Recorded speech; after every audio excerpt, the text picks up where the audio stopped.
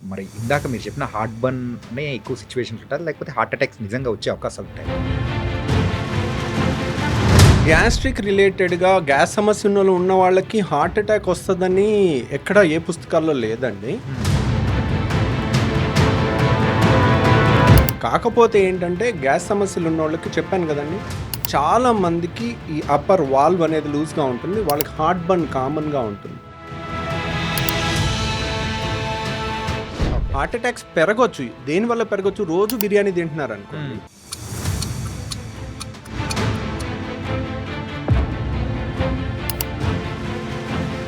హాస్టల్స్‌లో పెట్టే కొన్ని ఫుడ్స్ కొంచెం హైజీనిక్‌గా లేకపోవడంతో సో వాళ్ళేంటంటే ఆ కడుపు నొప్పి, ఆ గ్యాస్ అనేది కూడా ఎక్కువ ఉండడం, ఇంతవరకు ఆ తేపులు ఒకటేమైనా రావడం అండ్ ఇలా బోలెడన్ని ఇష్యూస్‌తో కూడా వచ్చేసి ఒక టాబ్లెట్ అనేది వేసేసుకుంటారు. అప్పటికేమో కొంచెం సద్దుమణిగిపోతుంటది.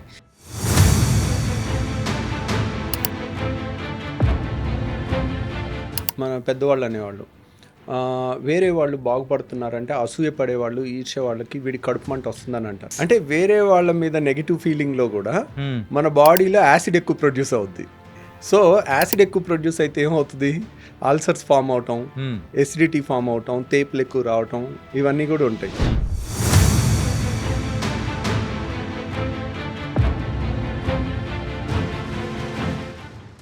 మీ యొక్క కంప్లీట్ ఒక సర్వీస్‌లో ఎప్పుడైనా కానీ డిఫికల్ట్ అనిపించిన కేస్ ఏదైనా ఉందా? నేను చెప్పాను కదండి, ఐఎమ్ ఏ సర్జన్. నేను సర్జరీ చేసిన తర్వాత పేషెంట్ చావు బతుకుల్లో ఉంటే దట్ డే, ఆ డే అంతా నాకు నిద్ర సరిగా పడదు.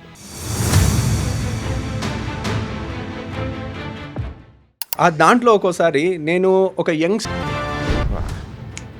ఏమైందో తెలీదు, వాడు బతికిపోయాడు.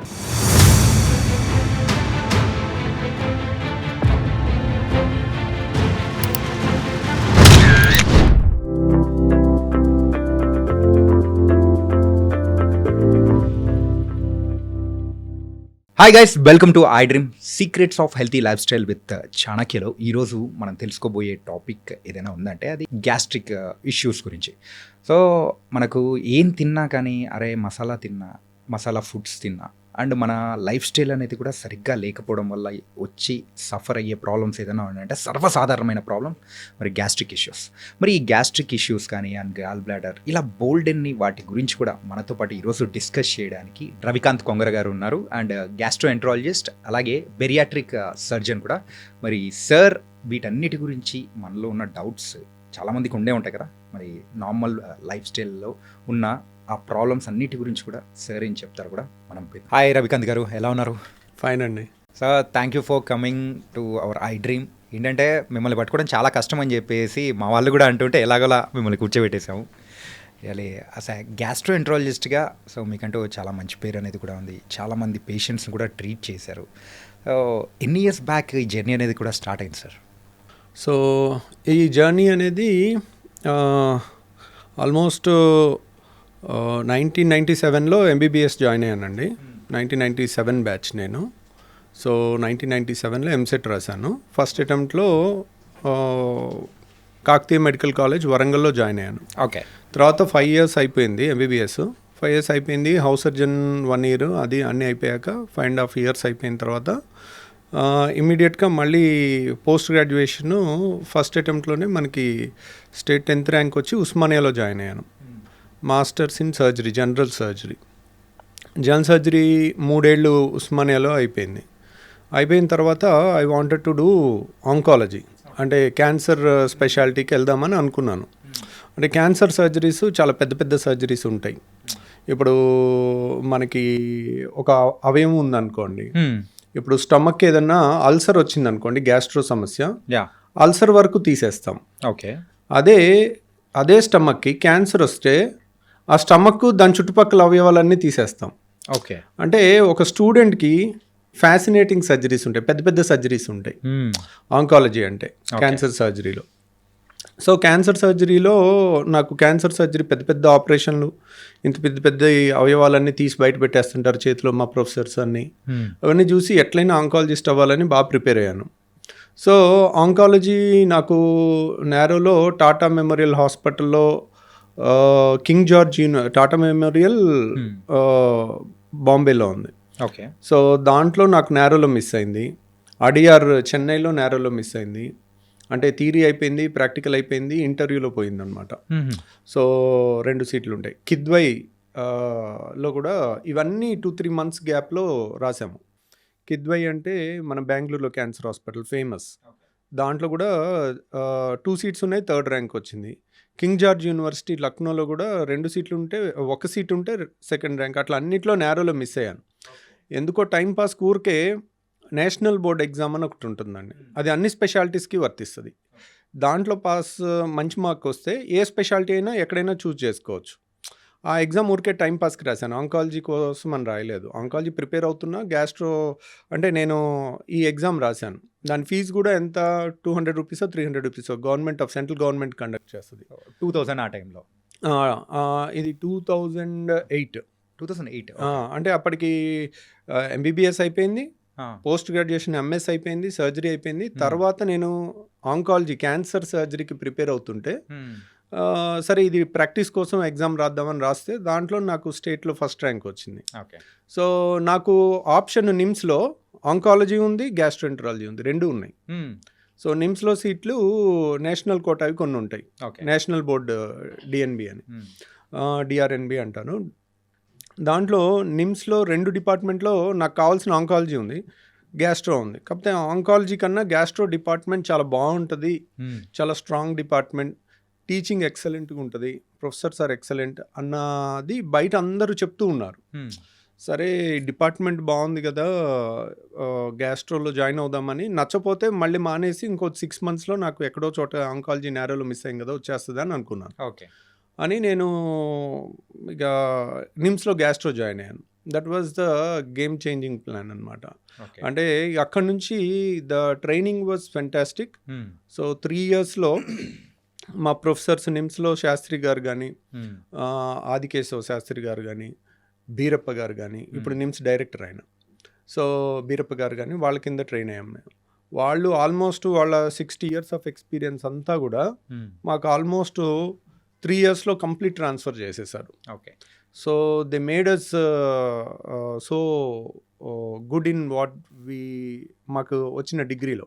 అంటే గ్యాస్ట్రోలో సంబంధించిన అన్ని ఆపరేషన్లు, పొట్టకు సంబంధించిన అన్ని ఆపరేషన్, హై ఎండ్ ఆపరేషన్స్ అనమాట. వాటిలో ట్రైన్ అయినప్పుడు ఇంకా మిగిలినవన్నీ ఈజీ అనిపిస్తాయి మనకి. సో నిమ్స్ లాంటి చోట ఏంటి, బయట కష్టమైన ఆపరేషన్లు ఎవరు టేకప్ చేయరు. ఎందుకంటే ఒక ప్రైవేట్ ప్రాక్టీస్లో కష్టమైన ఆపరేషన్ తీసుకుంటే పేషెంట్కి మేజర్ ఆపరేషన్ చేసినప్పుడు ఎన్నాళ్ళు బతుకుంటారు, ఎంత మేజర్ సర్జరీ, ఏమైనా రిస్క్ అయ్యే అవకాశం ఉంటుందని బయట. దీంట్లో వాళ్ళు ఒక్కోసారి కాంప్లికేషన్ వచ్చి 2-3 నెలలు ఉండాల్సి వస్తే వాళ్ళ బిల్లు లక్షల్లో అయిపోద్దని చెప్పి మళ్ళీ ఎక్స్ట్రా అడగలేము. పేషెంట్ చనిపోతూ ఉన్నప్పుడు వాళ్ళని ఎక్స్ట్రా బిల్లు అడగలేరు. అందుకని ప్రైవేట్ ప్రాక్టీస్లు ఎక్కువ తీసుకోరు. అలాంటి కాంప్లికేటెడ్ కేసెస్ ఎక్కడ వదిలేసే సర్జరీస్ అన్నీ నిమ్స్లో బాగా అయ్యాయి. సో ఎప్పుడైతే మనం టఫ్ కేసెస్లో ట్రైన్ అవుతామో మనకి మన కాన్ఫిడెన్స్ లెవెల్స్ అనేది పెరుగుతుంది. ఏ సర్జరీ అన్నా చేయగలుగుతాము, ఇంత కష్టమైన ఇన్ని చూసాము. ఎవ్రీడే మేజర్ సర్జరీ 5-6 గంటలు, 12 గంటలు, 14 గంటలు ఆపరేషన్లు ఉన్నాయి నిమ్స్లో. సో రోజు పేగుల్ని కట్ చేసి లోపలన్నీ చూసి, లివర్ని కట్ చేసి లివర్ తీసి, అట్లాంటివన్నీ మేజర్ ఆపరేషన్స్ అన్నీ. Plus one of the best professors కింద. ప్రొఫెసర్స్ మేబీ బెస్ట్ అయ్యి ఉండొచ్చు, కానీ how good they are in transferring they knowledge. ఒకసారి they may be good in their skill, but అందరూ అంత బాగా నేర్పించకపోతే వాళ్ళ కింద చేసిన పెద్ద ఉపయోగం ఉండదు. అంటే ఒక గుడ్ డాక్టర్ కాంట్ కమ్ అనే గుడ్ టీచర్. సో ఒక గుడ్ టీచర్ కాంట్ బికమ్ అనే గుడ్ డాక్టర్. అంటే ఏంటంటే ఒక స్కిల్ ఉందంటే ఇంకొకరి అది వచ్చే అవకాశాలు ఉండొచ్చు, ఉండకపోవచ్చు. అలా కాబట్టి మీరు కూడా. సో లక్కీగా ట్రైనింగ్ వాజ్ చాలా బాగా జరిగింది. సో అది అయిన తర్వాత గ్యాస్ట్రోలో అన్ని మేజర్ సర్జరీస్ చేసిన తర్వాత ఇంకా that was one of the best turn. ఒక్కోసారి ఏంటంటే destiny decide something better for us. నేను ఆంకాలజిస్ట్ అవుదాం అనుకున్నాను, గ్యాస్ట్రోఎంటరాలజిస్ట్ అయ్యాను. గ్యాస్ట్రోలో లక్ ఏంటంటే ఒకసారి సర్జరీ చేస్తాము, పేషెంట్కి క్యూర్ అయిపోతుంది, మళ్ళీ జన్మలో మనతో పని ఉండదు. ఇది ఆంకాలజీలో.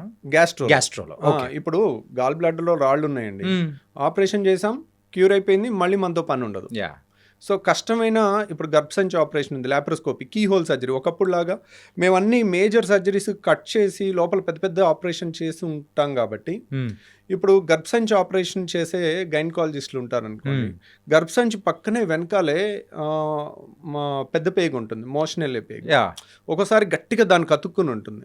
వీళ్ళు ఆపరేషన్ చేసేటప్పుడు అది కనుక ఇంజురీ అయింది అనుకోండి, సో వాళ్ళకి మోషన్ మొత్తం ఇన్ఫెక్షన్ అయిపోయి సెప్టిక్ అయిపోయి ప్రాణం మీదకి వస్తుంది. అందుకని వాళ్ళు కష్టమైన కేసులన్నిటికీ మేము బ్యాకప్ ఉండాలి. సో గైనకాలజీ ఈజీ కేసు ఉంటే వాళ్ళు చేస్తారు, టఫ్ కేసు ఉంటే మమ్మల్ని కూడా పిలుస్తారు. సో అట్లా ఇప్పుడు లాప్రోస్కోపిక్ సర్జరీలో కీ హోల్తో కష్టమైన హిస్టెక్టమీ సర్జరీస్ ఒకసారి చేసాం అనుకోండి, it is cured, that's all. So fibroid గడ్డలు ఉన్నాయి, దే ఆర్ నాట్ క్యాన్సర్. మనం తీసేసాం అనుకోండి, క్యూర్ అయిపోతుంది. సో మనకి క్యూర్ రేట్ ఎక్కువ ఉంటుంది. ఇప్పుడు అదే ఆంకాలజీ క్యాన్సర్ సర్జరీలో ఉందనుకోండి, స్టేజ్ 1లో ఉంటే క్యూర్ రేట్ ఉంటుంది, స్టేజ్ 3 స్టేజ్ 4లో వస్తారు. ఒకసారి సర్జరీ చేస్తాము, పేషెంట్ మళ్ళీ 6 నెలల తర్వాత, సంవత్సరం తర్వాత రికరెన్స్తో వస్తారు.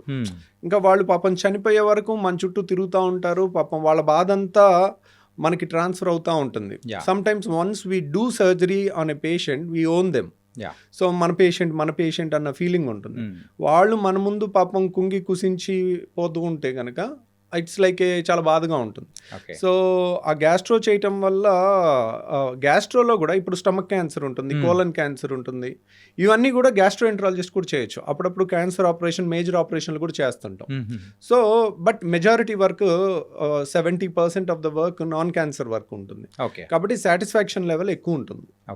సో ఆ విధంగా గ్యాస్ట్రో జర్నీ అనేది స్టార్ట్ అయిందండి. ఇంకా అక్కడి నుంచి వచ్చిన తర్వాత గ్యాస్ట్రో సర్జరీ చేస్తూ ఉన్నప్పుడు మా అన్నయ్య ఒకటి అనేవాడు, అరే చాలా మంది ఒబిసిటీ పెరిగిపోతుంది, హీఈస్ ఏ ఎండోక్రైనాలజిస్ట్. అంటే డైలీ షుగర్ పేషెంట్ని, బీపీ పేషెంట్స్ని అందరినీ ఒక 100 మెంబర్స్ని చూస్తూ ఉండేవాడు. అరే చాలా మంది లావోళ్ళు వస్తున్నారు, వీళ్ళని తగ్గించాలి, కొత్త సర్జరీ ఒకటి వచ్చింది కదా, బేరియాట్రిక్ సర్జరీ, ఇది చేసుకో, ఇది నేర్చుకురా అంటే అసలు బేరియాట్రిక్ సర్జరీ చాలా ఈజీ, మేము చేసే చాలా పెద్ద పెద్ద ఆపరేషన్లు, అది అసలు నథింగ్, మేము చేసే ఆపరేషన్ ముందు అది నథింగ్ అని అనేవాడిని. నువ్వు ఒకటి కూడా చేయకుండా నథింగ్ అంటావేంట్రా అంటాడు. ఒకటి కూడా చేయాల్సిన అవసరం లేదు. Bariatric surgery is a stomach surgery, fundamental gastro సర్జరీలో మోస్ట్ బేసిక్ సర్జరీ. సో మరి అందరూ ఎందుకు భయపడుతున్నారు అని అనేవాడు. అందరూ ఈ బేరియాట్రిక్ సర్జరీ అంటే ఎక్కువ మంది చేయట్లేదు, ఎందుకు భయపడుతున్నారంటే technically it is easy surgery, but planning wise it's a difficult surgery. ఎందుకనంటే ఇప్పుడు మీరున్నారు, మీకు నేను ఒక ఆపరేషన్ చేశాను అనుకోండి, you are a youngster, healthy, fit person, మీకు నేను సర్జరీ చేసి బయటపడేయటం చాలా ఈజీ. మీరే 250 కేజీలు ఉండి మీకు చిన్న ఆపరేషన్, అపెండిక్స్ ఆపరేషన్ చేసినా లైఫ్ రిస్క్ ఉంటుంది. ఎందుకంటే 250 కేజీలు ఉన్నారనుకోండి, 200 కేజీలు ఉన్నాళ్ళు ఎప్పుడైతే బరువు ఎక్సెస్ ఉంటారో వాళ్ళ రిజర్వ్ కెపాసిటీస్ తగ్గిపోతాయి. ఇప్పుడు మీరు ఫర్ ఎగ్జాంపుల్ చూడండి, 160 కేజీస్ పైన ఉన్న మన చక్రి గారు ఉన్నారు, మ్యూజిక్ డైరెక్టర్, మెడ దగ్గర ఇలా ఉంటుంది, వాళ్ళకి రాత్రి అంతా గురకొస్తుంటుంది, నిద్ర పట్టదు, సిప్యాప్ అని మిషన్ పెట్టుకుంటే కానీ నిద్ర పట్టదు వాళ్ళకి. సో అలాంటి వాళ్ళు నిద్రలో చనిపోయే రిస్క్ చాలా ఎక్కువ ఉంటుంది. అలా చక్రి గారిది ఒక్కటి మీకు తెలుసు, నా దగ్గర ఒక 1,00,000 మంది పేషెంట్స్ని ఇప్పటి వరకు మనం చూసుంటాం అనుకోండి, 10,000 మంది లావోళ్ళని. అంటే ఓవరాల్గా అన్ని పేషెంట్స్ గత 20 ఏళ్ళలో చూసిన పేషెంట్స్ కాకుండా లావోళ్ళని ఒక 10,000 మందో 15,000 మందో చూసుంటాం అనుకోండి. దాంట్లో చాలా 150 కేజెస్ దాటి ఉండి వీళ్ళకి సర్జరీ చేయించుకోండి, బరువు తగ్గుతారు, 150 kgs is dangerous for them అని చెప్తాము. సో కొంతమంది ఏముంది ఇలాగే చెప్తున్నారు, ఈరోజు నడుస్తున్నాం కదా, ఏం ప్రాబ్లం ఉంది అని నెగ్లెక్ట్ చేస్తారు. చక్రి గారు లాగా నిద్రలో చనిపోయిన వాళ్ళు నా దగ్గర 160 మెంబర్స్ ఉన్నారు లిస్ట్. అంటే మన దగ్గర సర్జరీకి వస్తారు, నడుచుకుంటూ వస్తారు. సో ఏముంది చేయించుకోండి, మీరు ఉండాల్సింది 70 కేజీలు, ఉన్నది 170 కేజీలు, 100 కేజీలు ఎక్స్ట్రా ఉన్నారు, మీకు ఎప్పుడైనా లైఫ్ రిస్క్ ఉండొచ్చు అని చెప్తాము. వాళ్ళకి అది ఎక్కదు. సో వాళ్ళు ఏముందిలే డాక్టర్లు అలాగే చెప్తారులే, మెల్లగొద్దాంలే, 6 months ఆగొద్దాం, 1 year ఆగొద్దాం. వాళ్ళకి ఫస్ట్ భయం ఉంటుంది బేరియాట్రిక్ సర్జరీ అంటే. ఇప్పుడు బేరియాట్రిక్ సర్జరీ అనగానే నేను 2011లో స్టార్ట్ చేశాను. నేను స్టార్ట్ చేయకముందు బేరియాట్రిక్ సర్జరీ అంత కామన్గా అవైలబుల్ లేదు సార్. ఈవెన్ ఇప్పటికి కూడా మీరు అంటూ ఉంటే బేరియాట్రిక్ సర్జరీ అంటే అసలు ఏంటి బేరియాట్రిక్ సర్జరీ అని కూడా అనిపిస్తుంది. అంటే ఎక్కువగా వినలేదు. సో ఈ సర్జరీ అనేది కూడా అంటే ఈ టైప్ ఆఫ్ సర్జరీస్ ఉంటాయా అని మాలాంటి కామన్ వాళ్ళకు ఇప్పుడు తెలుస్తూ ఉన్నాయి. ఎందుకని వినలేదంటే చాలామంది యంగ్స్టర్స్ కానీ సినిమా హీరోస్ కానీ ఒక 40 kgs సడన్గా తగ్గుతారు. ఒక 3 months to 6 monthsలో. చాలామంది దాన్ని రివీల్ చేయరు చేయించుకున్నామని. చాలామంది సెలబ్రిటీస్ చేయించుకున్నారు కానీ they don't reveal it. Majority of the unmarried girls and boys also ఈ చేయించుకుని తగ్గామని చెప్పడం అదొక స్టిగ్మా లాగా ఫామ్ అవుతుంది. అదొక నెగిటివ్ థింగ్ లాగా సొసైటీ చూస్తుంది. అందుకని చాలామంది సీక్రెట్గా చేయించుకుంటారు. కాబట్టి ఇది బయటికి ఎక్కువ రాదు. సో కానీ ఒక 30 years దాటిన వాళ్ళు అలాంటి వాళ్ళు తగ్గితే ఒక 70 kgs 100 kgs తగ్గితే వాళ్ళ చుట్టుపక్కల చాలా మంది చూసి ఎలా తగ్గావు అని అడిగితే వాళ్ళు చాలా మంది చెప్తారు. అట్లా ఒక్క పేషెంట్ నుంచి మనకి 100 పేషెంట్లు వస్తారు. ఎందుకంటే it is obvious, result is obvious. So అంత ఫ్యాసినేటింగ్గా కనపడతా ఉంటుంది. సో మీరు ఒక అపెండిక్స్ ఆపరేషన్ చేయించారు, మీరు చెప్తే కానీ తెలీదు. అదే మీరు 150 kgs నుంచి 60 kgsకి వచ్చారనుకోండి, అది వాళ్ళు గుర్తుపట్టరు. ఎవరు నువ్వేనా, నువ్వా, మీ బ్రదరా, ఏంటి ఇలా అయిపోయావు, ఏమన్నా జబ్బు చేసిందా, లేకపోతే ఇలా అయిపోయావు, ఇంత సడన్గా మామూలుగా హెల్తీగా తగ్గలేరు కదా అన్న క్వశ్చన్స్ డిస్కషన్స్ వచ్చి. సో ఇప్పుడు మనం ఆల్మోస్ట్ ఇండియాలో బేరియాట్రిక్ సర్జరీ సౌత్ ఇండియాలో we do the highest number of surgeries అండి. అప్రాక్సిమేట్లీ ఎన్ని చేసి ఉంటారు అనుకోవచ్చు సార్? సో మొత్తం 3600 దాకా చేసామండి పైన. సో కాకపోతే ఎవ్రీ మంత్ అరౌండ్ 30-35 సర్జరీస్ వరకు జరుగుతూ ఉంటాయి. బేరియాట్రిక్ ఇంకా గ్యాస్ట్రో సర్జరీస్ వేరే జరుగుతుంటాయి. బరువు తగ్గే మాత్రం అరౌండ్ 30 జరుగుతుంటాయి. సో మనకి ఈ సర్జరీస్లో మనకి ఉన్న అడ్వాంటేజ్ ఏంటి అంటే, ఇప్పుడు సపోజ్ ఒక పెద్ద కార్పొరేట్ హాస్పిటల్కి వెళ్ళారనుకోండి, ఒక డాక్టర్ డజంట్ హ్యావ్ ఎ సే. ఇప్పుడు ఒక doctor want to give a concession to the patient. Some times corporate rules ప్రకారము డాక్టర్కి ఎక్కువ ఫ్రీడమ్ ఉండదు. లక్కీగా నేను కొంచెం చిన్న ప్లేస్కి వెళ్ళింది కూడా కారణం అదే, విజయవాడకి. సార్ అదే నేను నెక్స్ట్ క్వశ్చన్ అదే ఉంది సార్. ఇది మొత్తం ఉంది కాబట్టి, సో యూజువల్గా మీరు చదువుకునింది అండ్ పుట్టి పెరిగింది మొత్తము తెలంగాణలో, కానీ సెటిల్ అయింది మాత్రం విజయవాడలో. అండ్ మీకు వచ్చే పేషెంట్స్ కూడా రీసెంట్ టైమ్స్లో ఒకసారి అబ్జర్వ్ చేసుకుంటే as per research Hyderabad side నుంచి కానీ ఇక్కడ మీ దగ్గరకు వచ్చి కన్సల్ట్ అయ్యే వాళ్ళు కూడా పెరుగుతూ ఉన్నారు. అండ్ మీ నాలెడ్జ్ షేరింగ్ అనేది కేవలము డైరెక్ట్గా వచ్చి కన్సల్ట్ అయ్యే వాళ్ళు అంటే వాళ్ళ వరకే కాకుండా, సో త్రూ వీడియోస్ ద్వారా కూడా మీరైతే అంటే ఇలా ఉంటుంది, ఈ టైప్ ఆఫ్ ప్రాబ్లమ్స్ అనేది కూడా ఉంటుందని చెప్పేసి ఒక అవగాహన అనేది కూడా త్రూ వీడియోస్ అనేది కూడా షేర్ చేస్తున్నారు. సో అలా you became one of the famous sir. So it was very nice also. ఏంటంటే మనము అంటే ఆ డాక్టర్కి వెళ్ళాలి అని ఎవరైనా అనుకున్నారు అంటే వీడియో చూసి okay so she's a perfect అంటే హీఈస్ అ పర్ఫెక్ట్ అనుకొని కన్సల్ట్ అయ్యే వాళ్ళే చాలామంది వచ్చే ఉంటారు. సో ఇలా అన్ని క్వశ్చన్స్ ఉన్నాయి సార్. సో ఫస్ట్ మీరు ఎందుకు విజయవాడకి వెళ్ళిపోవడానికి రీజన్? విజయవాడ వెళ్ళటానికి కారణం ఏంటంటే అండి, ఒకటి యాక్చువల్ చెప్పాలంటే నేను వరంగల్ కాకతీయ మెడికల్ కాలేజ్లో చదివాను అనుకోండి. నాకు 5 years జూనియర్స్కి డాక్టర్ రవికాంత్ అంటే తెలుసు. 5 years సీనియర్స్కి డాక్టర్ రవికాంత్ అంటే తెలుసు. So okay, he's one of the best student in 150 members అనేది యూజువల్గా నోటెడ్ ఉంటుంది. సో యాక్చువల్గా వాళ్ళందరూ హైదరాబాద్ చుట్టుపక్కల సెటిల్ అయి ఉన్నారు. సో కాబట్టి నేను తర్వాత ఉస్మానియాలో నేను ఎంఎస్ చేశాను. అప్పుడు నాకు 3 years జూనియర్స్ సీనియర్స్ తెలుస్తారు, ప్లస్ మా కింద hundreds of batches ఉంటాయి. ఇది మొత్తం ఎంబీబీఎస్ వాళ్ళు 200 మంది 5-6 బ్యాచ్లు మా దగ్గరకు వచ్చి మా కింద వర్క్ చేసి వెళ్తారు. హౌస్ సర్జన్స్ కానీ వాళ్ళు ఎక్కువ మందికి డాక్టర్ రవికాంత్ అంటే తెలిసి ఉంటుంది. ఇది హైదరాబాద్లో. తర్వాత నిమ్స్లో కూడా అంతే. నిమ్స్లో వర్క్ చేసినప్పుడు కూడా ఇక్కడ ఉన్నాం కాబట్టి. నేను ఇప్పుడు విజయవాడ వెళ్తే అక్కడ ఎవ్వరు చూసినా ఏదో ఆంధ్ర మెడికల్ కాలేజ్లో చదివిన వాళ్ళు ఉంటారు, లేదంటే రంగరాయలో చదివిన వాళ్ళు ఉంటారు, లేదంటే గుంటూరు మెడికల్ కాలేజ్లో చదివిన ఉంటారు. అక్కడ ప్రెస్టీజియస్ ఇన్స్టిట్యూట్స్ ఈ 3, రంగరాయ, లేదంటే ఆంధ్ర మెడికల్ కాలేజ్ వైజాగ్, లేదంటే గుంటూరు. అక్కడ వాళ్ళు ఎవరు నాకు పరిచయం లేరు. So I'm alien there. ఇక్కడ నేను ఏ హాస్పిటల్ కన్నా వెళ్ళనివ్వండి, ఎవరో ఒకరు ఏరమ్మమ్మ నువ్వు ఇక్కడ ఉన్నావు ఏంటంటే నేను ఇక్కడే వర్క్ చేసేదని చెప్తా ఉంటాను. ఎవరో ఒకళ్ళు ఫేస్ ఎక్కడో ఒక చోట 3 places జూనియర్ సీనియర్ దొరుకుతారు. ఇక్కడ ఉండుంటే నాకు రిఫరల్స్ ఎక్కువ వచ్చాయి. ఎక్కువ మంది మన ఫ్రెండ్స్ ఉంటారు కాబట్టి పంపించేవాళ్ళు. కాకపోతే ఇక్కడ సెటిల్ అవ్వటానికి ఒక డాక్టర్కి ఒక పెద్ద హాస్పిటల్ అనేది పెట్టడం చాలా కష్టం. అంటే ఇప్పుడు ల్యాండ్ రేట్లు కానివ్వండి, లేకపోతే ఆ టైంలో ఒక when we come out of medical college మా దగ్గర ఏముంటుంది, చదువు తప్పితే ఏమి ఉండదు, ఏముండదు, ద నాలెడ్జ్ నాలెడ్జ్ తప్పితే ఏమి ఉండదు. కానీ దానికి ఇన్వెస్ట్ చేసే క్యాపబిలిటీస్ కానీ, ఈ బిజినెస్ నాలెడ్జ్ కానీ, లేకపోతే ఏమీ ఉండదు. మన అన్ఫార్చునేట్లీ మన ఎడ్యుకేషన్ సిస్టంలో ఎలా బతకాలి బయట అనేది నేర్పించరు. ఆ నాలెడ్జ్ మాత్రం షేర్ చేయగలుగుతారేమో కానీ ఇప్పుడు అది కూడా చాలా ఎసెన్షియల్. సో హైదరాబాద్లో నేనుండి ఒక హాస్పిటల్ పెట్టి నేను సక్సెస్ అవ్వటం అనేది ఆలోచిస్తూ ఉండే ఒక క్వశ్చన్ మార్క్లో ఉంటా ఉన్నాను. సడన్గా నాకు ఒక జాబ్ ఆఫర్ అక్కడ విజయవాడలో వచ్చింది. ఓకే. సో ఇమ్మీడియట్గా నాకు నిమ్స్లో పనిచేస్తున్నప్పుడు 50,000 స్టైపెండ్ వచ్చేది. వెంటనే 1.5 lakh నాకు విజయవాడలో ఆఫర్ వచ్చింది. సో మా ఫాదర్ వాళ్ళు ఆల్రెడీ హుజూర్ నగర్లో 30 years డాక్టర్ కింద ప్రాక్టీస్ చేసి ఆయన ప్రాపర్టీస్ అన్నీ అమ్మేసి ఆయన ఆల్రెడీ మా అన్నయ్య వాళ్ళు అటు సెటిల్ అయ్యారని అక్కడికి వెళ్ళారు. ఇక్కడ విజయవాడకి వెళ్ళారు. సో అన్నయ్య ఉన్నారు, లేకపోతే మా నాన్నగారు అక్కడ ఉన్నారు. అక్కడ ఆఫర్ వచ్చింది.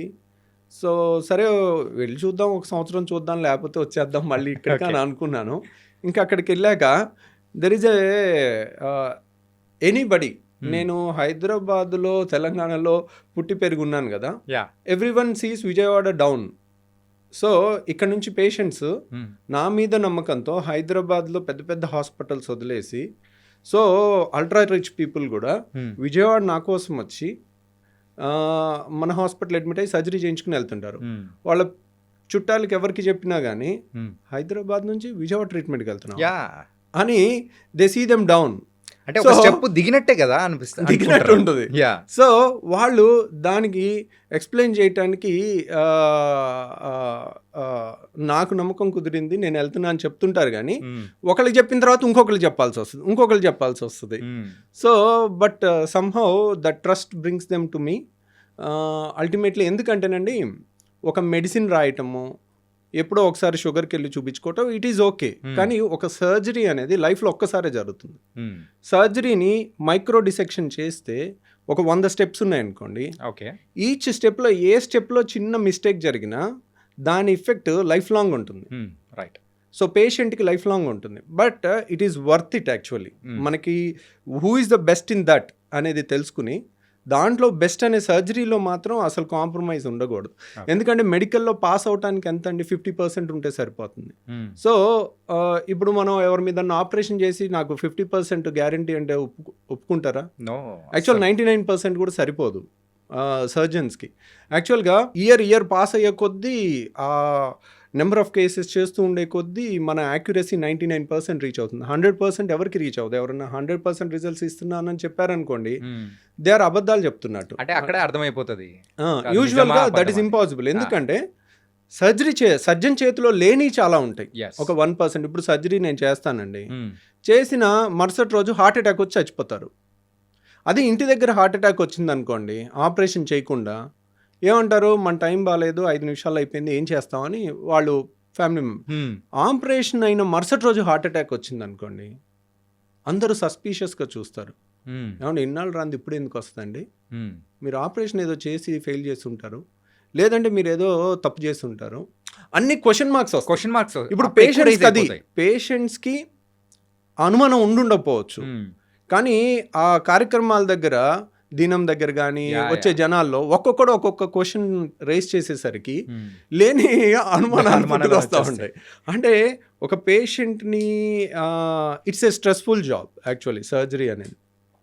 ఇప్పుడు surgery is the last preferred job. ఇప్పుడు మీరు చూడండి, ఎంబీబీఎస్ అయిపోయిన తర్వాత 100 మంది స్టూడెంట్స్ని వెళ్ళి అడగండి ఎంతమంది సర్జన్ అవుతావని. కొంచెం రేర్ ఉంటారేమో సార్. ఎవరు లేరు. Surgery is the last thing to be preferred. ఎందుకు? Surgery is the most difficult surgery branch. అంటే ఇట్ డిమాండ్స్ హై. మీరు సర్జరీ చేస్తారండి, పేషెంట్కి బాగాలేదు, do you think a surgeon can sleep peacefully on that day? No. మీరు ఈరోజు ఒక యంగ్స్టర్కి operation చేశారండి, 20 ఏళ్ళ అమ్మాయికో అబ్బాయికో ఆపరేషన్ చేశారు. వాళ్ళు ఈరోజు రాత్రి బాగాలేదు, పల్సో బీపీఓ పడిపోయి ప్రాణహానిలో ఉన్నారనుకోండి, డూ యూ థింక్ ఆ సర్జన్కి నిద్ర పట్టుద్ది అనుకుంటున్నారా? మనిషి అనేవాడైతే మాత్రం ఎవడు నిద్రపోడు, నిజమైన హ్యూమన్ ఉన్నవాడు. ఎందుకంటే ఒక యంగ్స్టరు మనం ఆపరేషన్ చేసిన పేషెంట్కి ఏదైనా బాగాలేదంటే యూజువల్గా surgical job is very stressful and very technically demanding and one of the it needs the highest intelligent people. Yeah but highest of the highest intelligent people most difficult దానికి నేను ఎందుకు వెళ్ళాలి, నేనెందుకు నా లైఫ్ స్పాయిల్ చేసుకోవాలి, ఇంత stress నాకెందుకు, నేను మెడిసిన్లోకి వెళ్ళిపోతాను, హాయిగా రోజుకి 20 మందినో 50 మందినో చూసుకుంటాను, ప్రిస్క్రిప్షన్ రాస్తాను, నాకు రిస్క్ లేదు, మెడిసిన్ రాస్తాను, టెస్టులు రాస్తాను, సరిపోతుంది, ఎంతో కొంత రెవెన్యూ వస్తుంటుంది, రిస్క్ లేని జాబ్. సో అందరూ, నేను స్టేట్ 10th ర్యాంక్ అండి, ఎంబీబీఎస్ అయిపోయాక పోస్ట్ గ్రాడ్యుయేషన్ ఎగ్జామ్లో, పీజీ ఎంట్రన్స్ ఎగ్జామ్లో. సో నేను ఉస్మానియాలో, మా నాన్నకి సర్జరీ అంటే ప్రాణం. He was a passionate surgeon.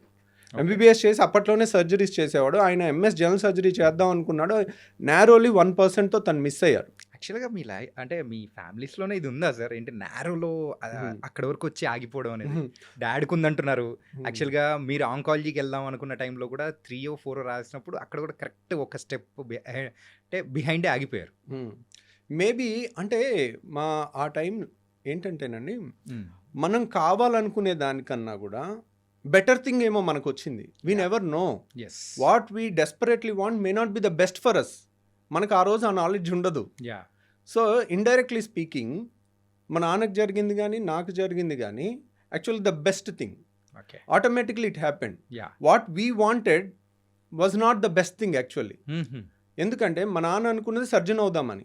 ఆ కాలంలో సర్జన్ అయిన దానికన్నా he was a general practitioner. MBBS చేసి డైలీ 100 మందిని ఓపీ చూసేవాళ్ళు, డైలీ గైనిక్ ప్రాక్టీస్ చేసేవాళ్ళు, డెలివరీస్ చేసేవాళ్ళు, సిజేరియన్స్ చేసేవాళ్ళు, సర్జరీస్ చేసేవాళ్ళు. ఓకే, ఒక డాక్టర్కి అంతకన్నా సాటిస్ఫాక్షన్ ఏది ఉండదండి.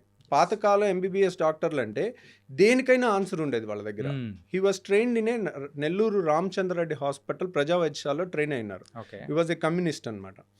సో కమ్యూనిస్టులకి అక్కడ వాళ్ళు కమ్యూనిస్ట్ హాస్పిటల్ కాబట్టి వాళ్ళకి ఎక్స్ట్రాడినరీ ట్రైనింగ్ ఇచ్చేవాళ్ళు. అంటే ఒక జనరల్ సర్జరీ పోస్ట్ గ్రాడ్యుయేషన్ చేసిన వాళ్ళకన్నా బాగా ట్రైనింగ్ ఇచ్చేవాళ్ళు. సో డిగ్రీ లేదని బాధే కానీ he use to do everything. Okay. So but మా అన్నయ్యని ట్రై చేశాడు, సర్జన్ అవుతామని. నాకు వద్దు బాబు అన్నాడు. ఓకే, నాకేంటంటే నాకు ఏది లేదు, నాకు ఏదైనా okay. There is nothing less అండి. ఇప్పుడు body part it is a whole body is a unique thing. ఇప్పుడు నేను గుండె గొప్పదా కిడ్నీ గొప్పదా అంటే దేని గొప్పతనం అది. ఇప్పుడు ప్రతి మనిషికి అన్ని అవయవాలు ఉంటాయి.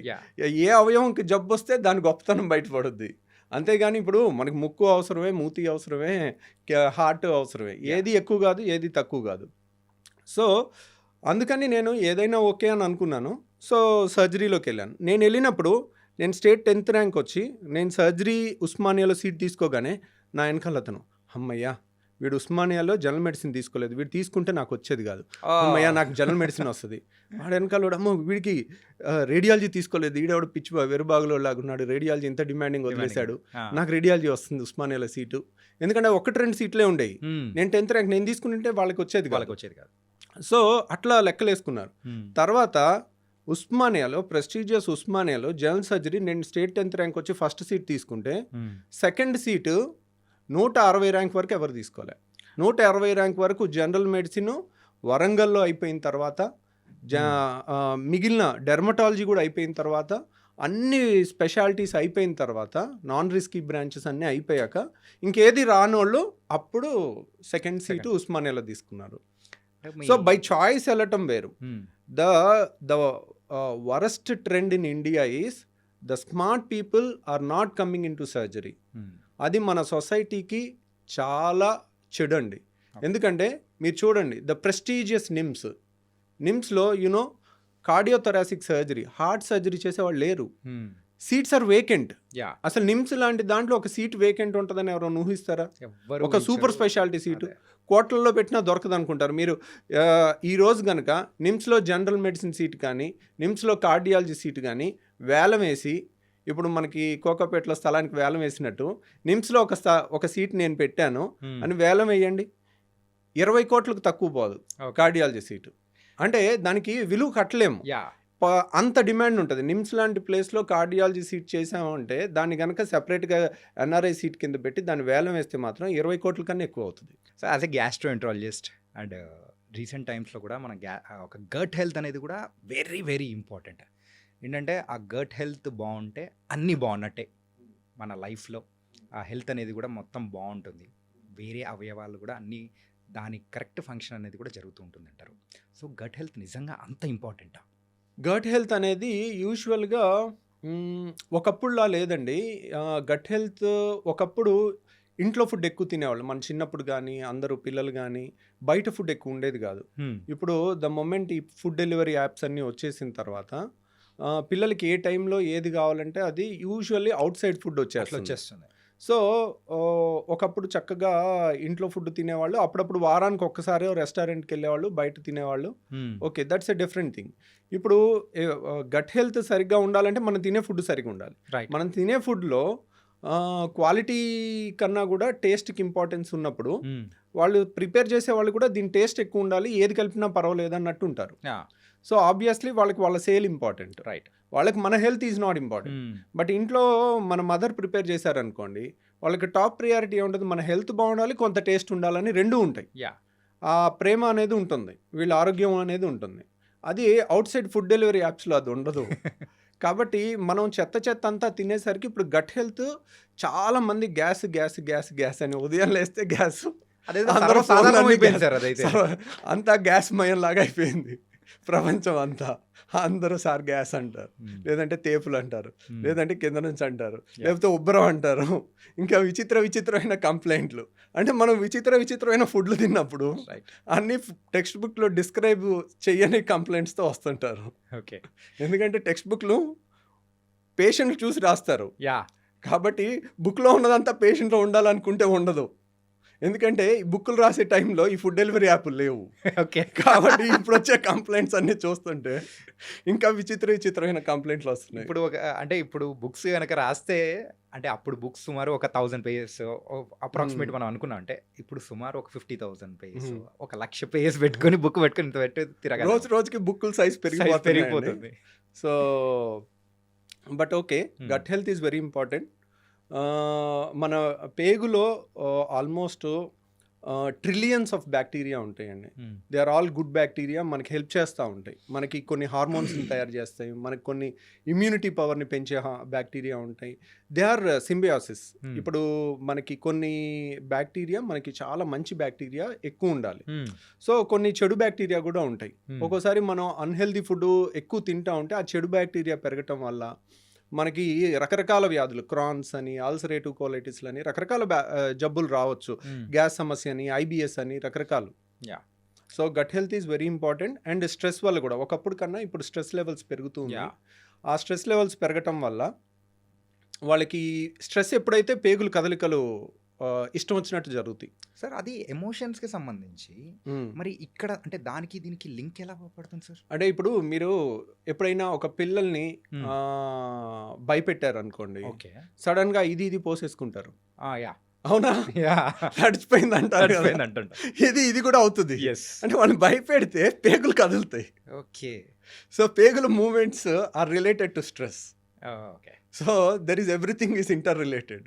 ఇప్పుడు మన ఏలు కదిలించాలనుకోండి, మన బ్రెయిన్ నుంచి ఒక సిగ్నల్ వస్తుంది. ఇట్ ఈస్ సొమాటిక్ అనమాట. మన పేగులు నేను కదిలిస్తానంటే కదలవు అవి.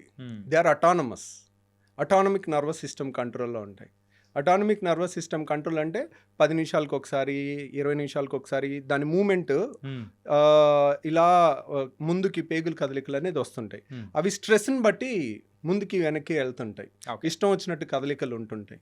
So stress is one important thing which impairs the gut health apart from latest outside food epidemic. అంటే అవుట్ సైడ్ ఇక అది మీరు ఆ టర్న్ ఓవర్స్ చూస్తే మైండ్ బ్లాక్ అయిపోవాల్సిందే. ఫుడ్ డెలివరీ యాప్స్ రీసెంట్ టైమ్స్లో అయితే వాళ్ళు రికార్డ్ బ్రేక్ చేస్తున్నారు సార్. అంటే మోస్ట్ ప్రాఫిటబుల్ జాబ్ అన్నట్టు కూడా అసలు యాప్స్ అనేది కూడా తయారైపోయి.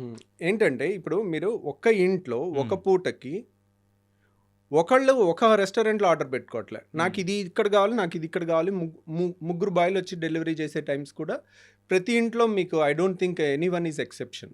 ఎవరింట్లో అయినా కానీ ఒకళ్ళు ఉంటే ఒకళ్ళు పెట్టుకుని దాన్ని అడ్జస్ట్ అయి తిందాం అని కూడా ఉండట్లేదు. నాకు ఇది కావాలి, నాకు ఇక్కడ ఇది కావాలి, ఇద్దరు పెడుతున్నారు. అనవసరంగా ఎక్కువ అయిపోయి మిగిలిపోతుంది కదా అని ఇంట్లో వాళ్ళు అందరూ ఎవరో ఒకళ్ళు తినేసి ఇంకా పాడు చేసుకుంటున్నారు. అంటే ఈరోజే సో యూజువల్గా నేను బ్యాచులర్, మా డాడ్ వచ్చారని చెప్పేసి ఉన్నాను. సో బ్యాచులర్స్ ఉన్నప్పుడు కుక్ చేసుకోవడం అనేది కూడా కొంచెం కష్టం, వర్క్ చేసుకుంటా అని బయట నుంచి ఫుడ్ అనేది కూడా తీసుకురమ్మా అంటే తీసుకురావడానికి మా డాడ్ వెళ్ళారు. వెళ్తే నియర్లీ 4 to 5 ప్లేసెస్ దగ్గరికి వెళ్తే యూజువల్గా అంటే ఎక్కువ పీపుల్ వచ్చి పర్చేస్ చేస్తూ ఫుడ్ ఎక్కడికి వెళ్ళినా కానీ అంతే ఉన్నారు. అంటే ఇంట్లో వండుకోవడం అనేది మానేశారా కంప్లీట్గా. ఈవెన్ ఫ్యామిలీస్ అయినా కానీ అందరూ వచ్చి బయట తినడము. ఒకప్పుడు బయట తినడం అనేది వీక్లోనో మంత్లోనో సరదాగా వచ్చి తినేవాళ్ళు. కానీ ఇప్పుడు అది అలవాటుగా మారిపోయింది. ఇది ఎంతకాలం అనేది బాగుంటుంది? అంటే దాన్ని ఎవరు హెల్ప్ చేయలేమండి. ఎందుకంటే ఆడుతూ పాడుతూ కుక్ చేస్తూ అందరూ కూడా ఈ వర్క్ స్ట్రెస్ ఉంటుంది. వాళ్ళ వర్క్ దేంట్లో అయినా వర్క్ 7-8 గంటలు పనిచేసి వాళ్ళు వెళ్ళి కుక్ చేసుకోవాలనుకున్న చాలాసార్లు ఉమెన్ కూడా వర్క్ చేస్తూ ఉంటారు. ఒకప్పుడులాగా లేదు. ఇప్పుడు వైఫ్ హస్బెండ్ ఇద్దరు జాబ్ చేస్తున్నారు అనుకోండి, పిల్లలకి కుక్ చేసి పెట్టాలంటే అంత ఈజీ జాబ్ కాదు. ఓకే. సో ఉమెన్ చాలా నలిగిపోతూ ఉంటారు. అటు జాబ్ చూసుకోలేక, ఇటు ఇంట్లో ఫ్యామిలీని మేనేజ్ చేయలేక, ప్లస్ ఇవన్నీ మంచిగా వండి పెట్టినా టేస్ట్ కొద్దిగా తగ్గిందని వీళ్ళు మళ్ళీ బయట ఆర్డర్ పెట్టుకుంటారు. ఎటు తిప్పినా కానీ మళ్ళీ బయట నుంచి ఒక ఫుడ్ రావాల్సిందే. ఇప్పుడు పిల్లలకి మంచి హెల్తీ అని చెప్పి చేయగలం, కానీ వాళ్ళ వెనకాల తిరిగి పెట్టాలంటే ఒకప్పుడు పిల్లలకి గంటసేపు తిరిగి పెట్టేవాళ్ళు నోట్లో. ఇప్పుడు ఎక్కడ వీలవుతుందండి పాపం. అంతా ఫాస్ట్ మూవింగ్ వరల్డ్ అయిపోయింది. అంతా ఎవరి జాబ్లో వాళ్ళకి స్ట్రెస్లు అన్నీ ఉంటున్నాయి. సో ఏముందిలే, ఒక క్లిక్లో మనకు వచ్చేస్తుంది కదా, ఈజీగా అయిపోతుంది కదా. That's a convenience. కన్వీనియన్స్ని వీ కెనాట్ స్టాప్. ఓకే, మనం ఆపలేము. అదేంటంటే వాలంటరీగా ఓహో దిస్ ఇస్ నాట్ రైట్ అనేది మనం మెల్లగా ఇంజెక్ట్ చేస్తుంటే దే థింక్ ఓవర్, ఓకే ఇది కరెక్ట్ కాదు నాన్న, ఇది కరెక్ట్ కాదు. వారానికి ఒక రోజు అని ఒక ఫ్యామిలీలో rule, family head mother father ఒక రూల్ పెట్టుకున్నారనుకోండి, ఓకే సమ్టైమ్స్ పిల్లలు వింటారు. మెల్లమెల్లగా అలాంటి అలవాటు చేస్తే యూజువల్గా అలాంటి డిసిప్లిన్ ఫ్యామిలీస్ కూడా చాలా ఉంటున్నాయి, బయట ఫుడ్ ఎక్కువ వద్దు అని. సో కానీ దాన్ని ఆపటం అంత ఉప్పెన్ లాగా మీద పడిపోతూ ఉంటుంది. It's not easy thing. Sir recent టైమ్స్లో కూడా కొన్ని బయట వింటున్నది ఏంటంటే హాస్టల్స్లో పెట్టి కొన్ని ఫుడ్స్ కొంచెం హైజీనిక్గా లేకపోవడంతో సో వాళ్ళు ఏంటంటే ఆ కడుపు నొప్పి, ఆ గ్యాస్ అనేది కూడా ఎక్కువ ఉండడం, ఇంతవరకు ఆ తేపులు ఒకటేమైనా రావడం అండ్ ఇలా బోలెడన్ని ఇష్యూస్తో కూడా వచ్చేసి ఒక ట్యాబ్లెట్ అనేది వేసేసుకుంటారు. అప్పటికేమో కొంచెం సర్దుమణిగిపోతుంటుంది అండ్ కొన్ని శాషెట్స్ వస్తాయి వాటర్లో వేసేసుకొని తాగడం. సో ఇది రెగ్యులర్గా చేస్తూ ఉన్నారనుకోండి, ఎక్కువ డ్యామేజెస్ అయ్యే అవకాశాలు ఉంటాయంటారా? అంటే ఇప్పుడు చూడండి, ఒకప్పుడు కూడా మన పెద్దవాళ్ళు అనేవాళ్ళు వేరే వాళ్ళు బాగుపడుతున్నారంటే అసూయ పడేవాళ్ళు, ఈర్చే వాళ్ళకి వీడి కడుపు మంట వస్తుందని అంటారు. అర్థమైంది? అవును, కడుపు మంట, నీకేంటి కడుపు మంట అంటారు. అంటే వేరే వాళ్ళ మీద నెగిటివ్ ఫీలింగ్ లో కూడా మన బాడీలో యాసిడ్ ఎక్కువ ప్రొడ్యూస్ అవుద్ది. సో యాసిడ్ ఎక్కువ ప్రొడ్యూస్ అయితే ఏమవుతుంది, అల్సర్స్ ఫామ్ అవటం, ఎసిడిటీ ఫామ్ అవటం, తేపులు ఎక్కువ రావటం, ఇవన్నీ కూడా ఉంటాయి. సో అలాగే ఇప్పుడు అన్హెల్దీ ఫుడ్ ఉంటుంది, స్ట్రెస్ ఉంటుంది, స్ట్రెస్లో కూడా యాసిడ్స్ ఎక్కువ ప్రొడ్యూస్ అవుతాయి. సో కంటెంట్ అట్లీస్ట్ మంచి కంటెంట్ తిన్నాం అనుకోండి, మన ట్రెడిషనల్ మీల్ ఎలా ఉంటుంది, ఒక కూర అన్నం, రైట్, ఒక పప్పు అన్నం, ఒక పెరుగు అన్నం, రైట్, అన్నీ చక్కగా ఫినిష్ చేసుకుని లాస్ట్కి పెరుగన్నంతో ఫినిష్ చేస్తాం. పెరుగులో ఏముంటాయి, లాక్టోబాసిల్లస్ ఉంటుంది. లాక్టోబాసిల్లస్ అంటే అది నైట్ అంతా తోడుపెట్టిన పెరుగు ఉంటుంది కదా, దాంట్లో కొన్ని గుడ్ బ్యాక్టీరియా ఉంటాయి. ఓకే, ఆ లాక్టోబాసిల్లస్ అనేది చాలా మంచిది గట్ హెల్త్కి. మన మంచి బ్యాక్టీరియాని బాడీలో పెంపొందిస్తుంది. ఇలాంటివి మన ట్రెడిషనల్ ఫుడ్ కొంచెం టేస్ట్ తగ్గినా దానికి అడ్జస్ట్ అయ్యి ఉంటే కనుక యూజువల్గా మన గట్ హెల్త్ ఇంప్రూవ్ అవుతుందండి. ఒకప్పుడు మా చుట్టాల్లో ప్రొఫెసర్ వెంకటేశ్వరరావు గారు అని ఉన్నారు. ఈ was a very famous scientist అనమాట. ఓకే, ఆయన చెప్తా ఉంటారు, ఆయన హీఈస్ ఇంటూ 75 అలా ఉంటుంది. ఆయన చెప్తా ఉంటారు, మా చిన్నప్పుడు మేము సద్దన్నం తినేవాళ్ళం, అసలు ఎంత టేస్టీగా ఉండేదో రవి అని ఆయన డిస్క్రైబ్ చేస్తుంటే అయ్యో ఐ మిస్సింగ్ సంథింగ్ అని అనిపిస్తూ ఉంటుంది. ఇప్పటికైనా కానీ ఉదయం వెళ్ళి ఈ టిఫిన్లు ఇడ్లీలు ఏమీ లేవు, ఉదయం వెళ్ళగానే మాకు ఇంత సద్దన్నం పెడతావా అని అనేవాళ్ళం. వాళ్ళు ఆ చేసే ప్రాసెస్ని అంతా అదొక ఫ్యాసినేటింగ్గా చెప్తారు.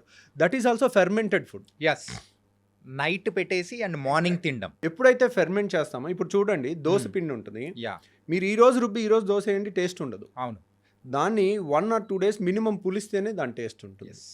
సో దానికి టేస్ట్ వచ్చింది అంటే దాని అర్థం ఏంటి, good thing for our health అనే దానికి కొంచెం టేస్ట్ కూడా ఒక్కోసారి పెరగచ్చు అంటే దానికి. యా సో అదే కంటెంట్ ఏం లేదు, ఒక రోజు ఆగితే ఆ ఫెర్మెంటేషన్లో గుడ్ బ్యాక్టీరియా వచ్చి మన హెల్త్కి ఇంప్రూవ్ చేసే అవకాశం ఉంటుంది. ఓకే సో అలాంటివన్నీ మన పాత ట్రెడిషన్స్ అన్నీ కూడా అందరం మర్చిపోతా ఉన్నాము. సో ఈ సద్దన్నం లాంటిది ఫెర్మెంటెడ్ థింగ్ కానీ ఇవన్నీ కూడా మనం మళ్ళీ ఆ అథెంటిక్ ముసలోళ్ళందరినీ పట్టుకుని తీసుకొచ్చి ఏది అథెంటిక్ అనేది అది ఇప్పుడు నేను అడిగితే నేను ఎప్పుడు నా చిన్నప్పుడే నేను తినలేదు దాన్ని నేను ఎలా చెప్పగలను. మా ముందు జనరేషన్ వాళ్ళు చెప్తుంటే వింటా ఉన్నాం. సో కానీ ఇప్పుడు అథెంటిక్ చేసేవాళ్ళు ఎక్కడో ఏళ్ల మీద లెక్క పెట్టచ్చు. వాళ్ళని తీసుకొచ్చి దాన్ని తయారు చేయించి దాన్ని ప్రాపగేట్ చేస్తే ఇప్పుడు మంచి తోడేస్తే మంచి టేస్ట్ పెరిగి వస్తుంది. అట్లాగే ఆ సద్దన్నంలో కూడా వేసే కంటెంట్ స్టార్టర్ ఉంటుంది. స్టార్టర్ని రోజు ఆ గంజిలోంచి తయారు చేస్తారు. అది గంజిని వార్చి గంజిని పులవబెట్టి దాంట్లో వచ్చే బ్యాక్టీరియా ఉంటుంది. పెరుగులో ఉండే బ్యాక్టీరియా వేరు, దాంట్లో ఉండే బ్యాక్టీరియా వేరు. సో ఆ స్టార్టర్ నుంచి తయారు చేయటం అనేది ఇప్పుడున్న వాళ్ళలో ఎంతమంది చెప్తారు ఇది సద్దన్నం అని, కానీ ఆ అథెంటిసిటీ అనేది రియల్గా మళ్ళీ మనం రీడిస్కవర్ చేసుకోవాల్సిన టైం వచ్చింది మన గట్ హెల్త్కి. ఆ టేస్ట్ని కూడా మిస్ అవ్వకుండా వాళ్ళు ఇప్పటికీ ఆయన చెప్తూ ఉంటే ఆయన ఫేస్లో ఆ ఎక్సైట్మెంట్, మా చిన్నప్పుడు ఇలా తినేవాళ్ళం, సద్దన్నం పెడితే ఎంత ఆనందంగా తినేవాళ్ళం అని చెప్తా ఉండేవాళ్ళు. సింపుల్గా మన ఇమాజినేషన్లోకి వెళ్తున్నాం, ఆ తింటున్న ఫీలింగ్ ఆ ఫీలింగ్ అనేది వచ్చేస్తూ ఉంటుంది. ఓకే సార్, ఈ ఫుడ్స్ విషయానికి వచ్చాం కాబట్టి ఫుడ్స్ విషయంలో మెయిన్గా మన హైదరాబాద్ డిసీస్ అనే కాదు, ఇప్పుడు ప్రజెంట్ ఉన్న ట్రెడిషన్ ప్రకారం అయితే అందరూ కూడా biryani is very common thing. బిర్యానీలో లాట్ ఆఫ్ మసాలాస్ అన్నీ ఉంటాయి. దాంతోపాటు కాంబినేషన్గా ఒక బ్లాక్ కూల్ డ్రింక్ అనేది కూడా యూస్ అంటే తాగుతూ ఉండే అవకాశాలు అనేది కూడా ఎక్కువ ఉంటుంది. ఈ రెండింటి కాంబినేషన్ సో మన గట్ హెల్త్కి ఏమైనా ప్రాబ్లం తెస్తుందా? సో బిర్యానీస్ వల్ల మన ప్రాబ్లం తెస్తుందా అంటే యూజువల్గా వన్స్ ఇన్ ఎ వీక్ తిన్నాం అనుకోండి, ఓకే, ఇట్స్ ఓకే. బట్ బిర్యానీని కూడా ఇంట్లో మంచిగా చేసుకుని కూడా చాలా బాగా కుక్ చేసుకుని కూడా తినొచ్చు. ప్లస్ కూల్ డ్రింక్ అనేది కూడా once in a week is okay. So కానీ cool drink can destroy somebody's life. కొంతమంది పిల్లలు ఏంటంటే ఫ్రిడ్జ్లో 2 లీటర్ కూల్ డ్రింక్ బాటిల్ తెచ్చి పెట్టుకుని మంచినీళ్ళు తాగినట్టు తాగుతున్నారు. వాళ్ళు అసలు that is very destructive thing అనమాట. Cool drinks are not good, more dangerous than alcohol నేను చెప్తాను. కూల్ డ్రింక్స్ ఎక్కువ తాగటం. Okay. So it has not because of gas వల్ల కాదు. Gas is very good. Gas ఏముంటుంది దాంట్లో ఉండేది కార్బన్ డైఆక్సైడ్. కార్బన్ డైఆక్సైడ్ తాగామనుకోండి వెంటనే తేపు వచ్చేస్తుంది, లేదంటే కరిగిపోతేనేమో కరిగిపోయినా కానీ గాల్లో మనం ఆక్సిజన్ కన్నా కార్బన్ డైఆక్సైడ్ 20 times ఫాస్ట్గా బాడీలోకి వెళ్తుంది. అలాగే 20 times ఫాస్ట్గా బ్రీతింగ్లోంచి బయటకు వచ్చేస్తుంది. So 20 times faster diffusion. కాబట్టి మనకి carbon dioxide is not unhealthy. But ఆ కూల్ డ్రింక్లో ఒక కోకా కోలా గ్లాస్లో 16 ప్యాకెట్ల షుగర్ ఉంటుంది. 16 ప్యాకెట్ల షుగర్. మీరు కోకా కోలా సీఈఓని ఇంటర్వ్యూ చేసింది ఉంది, మీరు కావాలంటే యూట్యూబ్లో చూడొచ్చు.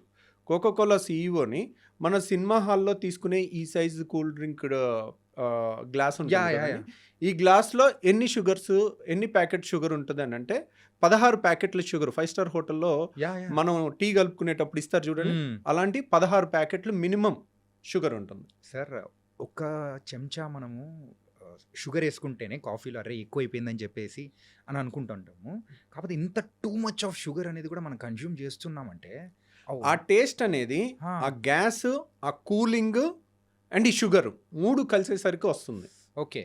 సో యాక్చువల్గా మీరు గ్యాస్ లేదనుకోండి, అసలు గ్యాస్ అంతా జస్ట్ షేక్ చేసి గ్యాస్ అంతా తీసేసి ఒట్టి కూల్ డ్రింక్ తాగండి, ఎవరు తాగలేడు. కూలింగ్ లేకుండా వేడిగా తాగలేరు. సో షుగర్ లేకుండా కొద్దో గొప్ప తాగొచ్చు. సో మోస్ట్ డేంజరస్ మనకు చిన్నప్పుడు గోలీ సోడాలు ఉండేవి. అవును. సో దాంట్లో కూడా కార్బన్ డైఆక్సైడ్ ఉండేది. దాంట్లో ఎక్కువ షుగర్ ఏమి ఉండదు. నిమ్మకాయ సోడా, నిమ్మకాయ వేసి కొంచెం ఉప్పు అన్న వేసుకోవచ్చు, కొంచెం మనం షుగర్ అన్న ఒక చెంచాను వేసుకుని తాగేస్తే ఇట్స్ నాట్ దట్ డేంజరస్.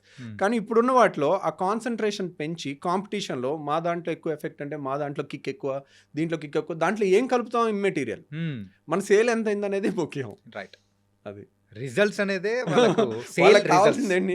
ఇప్పుడు ఒక కంపెనీ ఒక సీఈఓని ఎంప్లాయ్ చేసింది అనుకోండి, ఏం చూస్తుంది, లాస్ట్ ఇయర్ ఎంత టర్న్ ఓవర్, నువ్వు ఇయర్ ఏం చేసావు, నువ్వేం పొడిచావు, ఎప్పటి నుంచో ఉన్నది, నువ్వు ఏ విధంగా దీన్ని పెంచావు, అంతే కదా అడిగేది వాళ్ళని. నువ్వు ప్రపంచంలో ఆరోగ్యాన్ని నువ్వు పెంచావని కంపెనీ అడుగుతుందా? అడగదు. మల్టీనేషనల్ కంపెనీస్కి అస్సలు అడగదు. కాబట్టి నువ్వు లాస్ట్ ఇయర్ టార్గెట్ ఎంత, ఈ ఇయర్ టార్గెట్ ఎంత పడింది, ఎంత పెరిగింది, నువ్వేం చేసావు అంతే అడుగుతారు. కానీ మన దాంట్లో ఎంత హెల్త్ చేసావు, ఎంత హెల్త్ సొసైటీకి ఇస్తున్నావు అది అడగరు. ఓకే, వాటికి 24 గంటలు అడ్వర్టైజ్మెంట్లు ఉంటాయి. గుడ్ హెల్త్కి ఎవడు అడ్వర్టైజ్మెంట్ చేయాలి? కన్సెప్షన్ ఆఫ్ షుగర్ని కూడా తీసుకుంటున్నాము అండ్ తలుచుకుంటుంటేనే ఒక రకంగా కూల్ డ్రింక్ అంటేనే భయం వేస్తుంది, చాలా డిస్టెన్స్ ఉండాలనిపిస్తూ ఉంది. ఓకే, అండ్ ఈ మసాలాస్ దాని గురించి కూడా మాట్లాడుకుందామా సార్? ఏంటంటే కొన్ని మసాలాస్ కొంత మోతాదు వరకు ఆ బాడీకి ఇట్స్ హెల్తీ అనుకుంటాం, కాకపోతే ఎప్పుడు దాన్ని దాటితే మన గట్ కానీ లేకపోతే ఆ గ్యాస్ట్రిక్ ప్రాబ్లమ్స్ ఎప్పుడు వస్తూ ఉంటాయి? అంటే ఇప్పుడు మన మసాలాస్లో ఇప్పుడు చాలా వరకు అల్లం కానీ, తెల్లుల్లి కానీ ఇవన్నీ కూడా కొంత యాంటీ ఆక్సిడెంట్ ప్రాపర్టీస్ ఉంటాయి. They are not very bad. So తర్వాత దాల్చిన చెక్క కానీ, కొన్ని ఫ్లేవరింగ్ థింగ్స్ కానీ ఇవన్నీ కూడా చాలా మంచి ఫ్లేవర్ని ఇస్తాయి. వాటిలో హెల్త్ ప్రాబ్లం ఏమి ఉండదండి. యూజువల్గా ఓన్లీ మసాలా వల్ల కొంతమందికి ఎసిడిటీ ఆల్రెడీ ఉన్న వాళ్ళకి, లోపల అల్సర్స్ ఉన్న వాళ్ళకి కానీ, లేకపోతే రిఫ్లెక్స్ అంటారు, అంటే వాళ్ళకి ఒక వాల్వ్ లూజ్గా ఉంటుంది. ఓకే, పేగులో పైనుంచి కిందకి వెళ్ళాలి కానీ కింద నుంచి పైకి రాకూడదు. ఆ వాల్వ్ ఒకటి ఉంటుంది ఇక్కడ. ఆ వాల్వ్ అంటే ఛాతీకి పొట్టకి మధ్యలో ఒక వాల్వ్ ఉంటుంది. ఆ వాల్వ్ లూజ్గా ఉంటుంది. వాళ్ళు తిన్నది మళ్ళీ గ్రైండర్ ఒకసారి ఒక బిర్యానీ కానీ ఒక మీల్ కానీ తినేసాం అనుకోండి, గ్రైండర్ ఆన్ అవుతుంది, మెల్లగా తిరుగుతూ ఉంటుంది. అది చిలికినట్టు చేసి 5 నిమిషాలకు ఒకసారి చిన్న పేగులోకి పంపిస్తుంది. ఓకే, స్టమక్లో గ్రైండింగ్ అవుతూ ఉంటుంది. 5 నిమిషాలకు ఒకసారి ఇన్లెట్ ఏమో ఒకటి, అవుట్లెట్ ఒకటి ఉంటుంది. అవుట్లెట్ క్లోజ్ ఉంటుంది, ఎప్పుడు తెరుచుకోదు. 5 నిమిషాలకు ఒకసారి తెరుచుకుంటుంది, కొంత ఫుడ్ని పేగులోకి పంపిస్తుంది, అది డైజెస్ట్ అవుతూ ఉంటుంది, అబ్జర్వ్ అయిపోతూ ఉంటుంది. ఇన్లెట్ లూజ్గా ఉందనుకోండి, ఆ చర్నింగ్ జరిగేటప్పుడు ఇప్పుడు గ్రైండర్ ఆన్ చేసి పై మొత్తం తీసేస్తే ఏమవుద్ది, ఇట్లా పైకి కొట్టుద్ది కదా, అలాగే వాళ్ళకి ఇదంతా ఇలా పైకి కొడతా ఉంటుంది. సో అలాంటి వాళ్ళు కారం మసాలా తింటే అది కారం మసాలా పొట్ట లోపల ఎంతైనా యాసిడ్ కానీ స్టమక్ వాళ్ళు స్ట్రాంగ్ ఉంటుంది, తీసుకోగలుగుతుంది. కానీ మన అన్నవాహిక తీసుకోలేదు. అన్నవాహిక ఈజ్ నాట్ అడాప్టబుల్ ఫర్ కారం మసాలా. సో ఇక్కడంతా మండినట్టు అనిపిస్తుంది వాళ్ళకి. హార్ట్ బర్న్ అంటారు దాన్ని, హార్ట్ బర్న్. వాళ్ళు ఏంటి చాలామంది కొంచెం స్పైసీ ఫుడ్ తిన్న తర్వాత సడన్గా ఎడం పక్క నొప్పి వచ్చినట్టు, మన ఇసోఫేగస్ గుండె పక్క నుంచి వెళ్తుంది, వెనకాల ఉంటుంది. ఓకే, సో లెఫ్ట్ సైడే ఉంటుంది, మా సెంటర్కి కొంచెం ఇటువైపు ఉంటుంది. సో దాంట్లో మంట వచ్చినా గుండె నొప్పిలాగా ప్రాణం పోయినట్టు అనిపించి వాళ్ళు ఆల్మోస్ట్ ఆ భయంకే చచ్చిపోయేంత వస్తుంది. ఓకే, హార్ట్ బర్న్, దాని పేరే హార్ట్ బర్న్ అనమాట.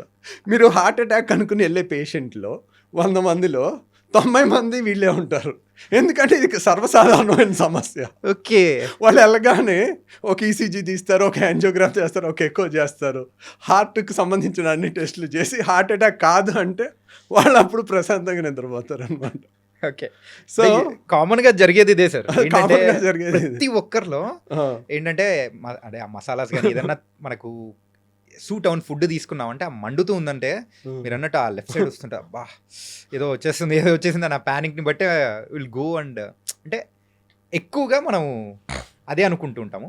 మీరు అన్నట్టు హాస్పిటల్కి పరిగెడుతూ ఉంటారు, అక్కడికి వెళ్ళిన తర్వాత ప్యాంటాప్రోజోల్ ఇంజెక్షన్ అవి ఇచ్చేసి ఓకే కూల్ అయిపోతూ ఉంటారు. కూల్ అయిపోతుంది, కానీ దాని ముందు చచ్చిపోతా ఉన్న భయం ఉంటుంది కదండి.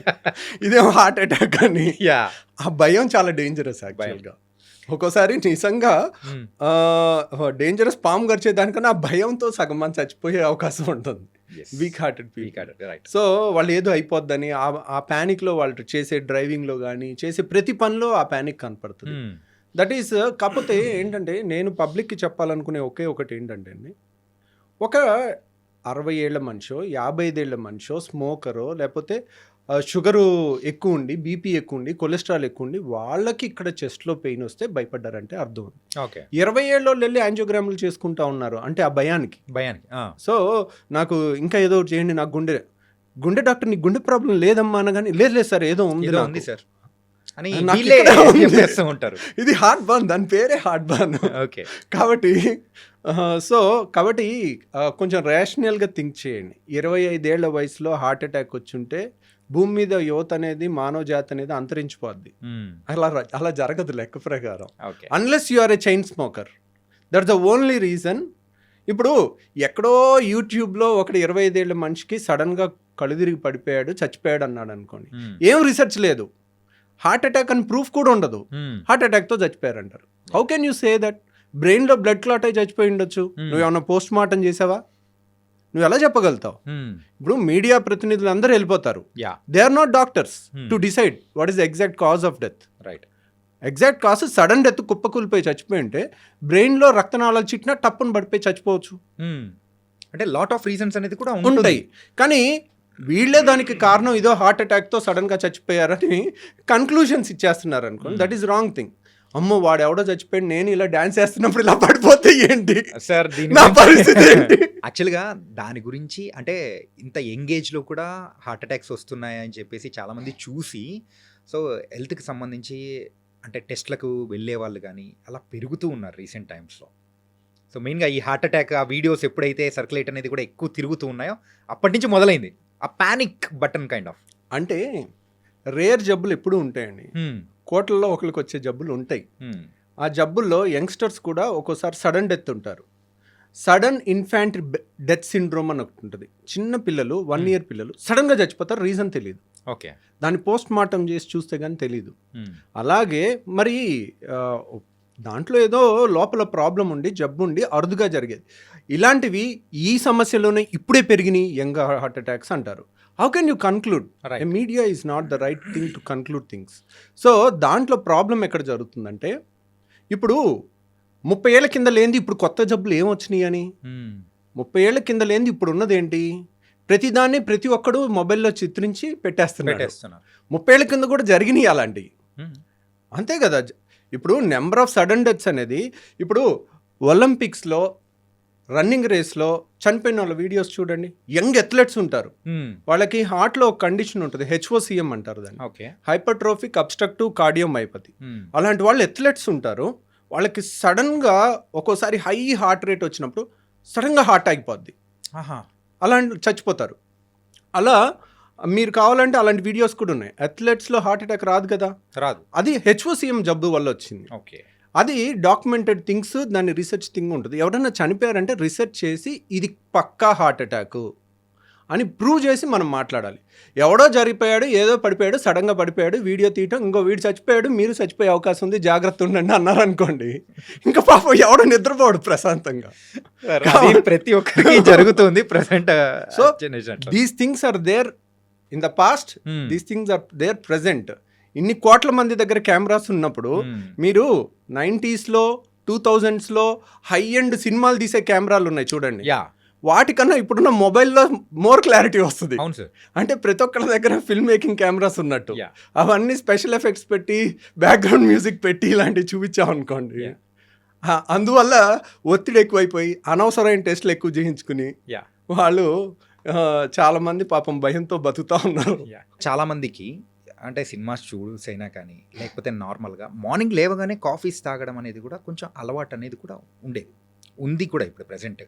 సో ఇలా మార్నింగ్ కాఫీ అనేది తాగడం మంచిదా కాదా? కాఫీ అనేది కానీ టీ అనేది కానీ ఉందనుకోండి, coffee increases acidity. Okay, that is proven beyond doubt, దాంట్లో సందేహం ఏం లేదు. టీ అనేది ఎసిడిటీని పెంచదు. ఓకే, సో టీ హెల్దీయా కాఫీ హెల్దీయా అంటే tea is always healthier then coffee. So tea కాఫీలో ఓన్లీ నెగిటివ్ థింగ్ ఏంటి అంటే added sugar is the only negative thing. ఇక్కడ దేంట్లో టీలో కానీ కాఫీలో కానీ షుగర్ 2 స్పూన్ షుగరు అలా వేయటం ఆపేసి 1/2 స్పూన్ షుగర్కి తీసుకురాగలిగితే కనుక, దాన్ని ఆస్వాదించగలిగితే that is the best thing. Acidity లేని వాళ్ళు హ్యాపీగా తాగొచ్చు కాఫీ. ఒక కాఫీతో మన ఆరోగ్యం ఏం పాడైపోదు. అంటే early morning coffee sir, early morning కూడా తప్పేం లేదండి, that is nothing wrong in it. Okay, కాకపోతే ఎసిడిటీ ఉన్న వాళ్ళు చేస్తే వాళ్ళకి కడుపు మండే అవకాశం ఉంటుంది. Coffee increases acidity. Okay okay, కాబట్టి ఎసిడిటీ ఉన్న వాళ్ళు తాగితే వాళ్ళకి పడదు, వాళ్ళు తాగాల్సిన అవసరం లేదు. Better they can go for tea తాగొచ్చు, అప్పుడు టీ తాగొచ్చు, దాంట్లో తప్పేం లేదు. ఓకే సార్, అండ్ రీసెంట్ టైమ్స్లో కూడా ప్రోబయాటిక్ క్యాప్సూల్స్ కానీ ట్యాబ్లెట్స్ కానీ తీసుకోవడం అనేది అంటే సజెషన్, అంటే డాక్టర్ సజెషన్ చేసిన తర్వాత తీసుకోవడం బాగానే ఉంటుంది.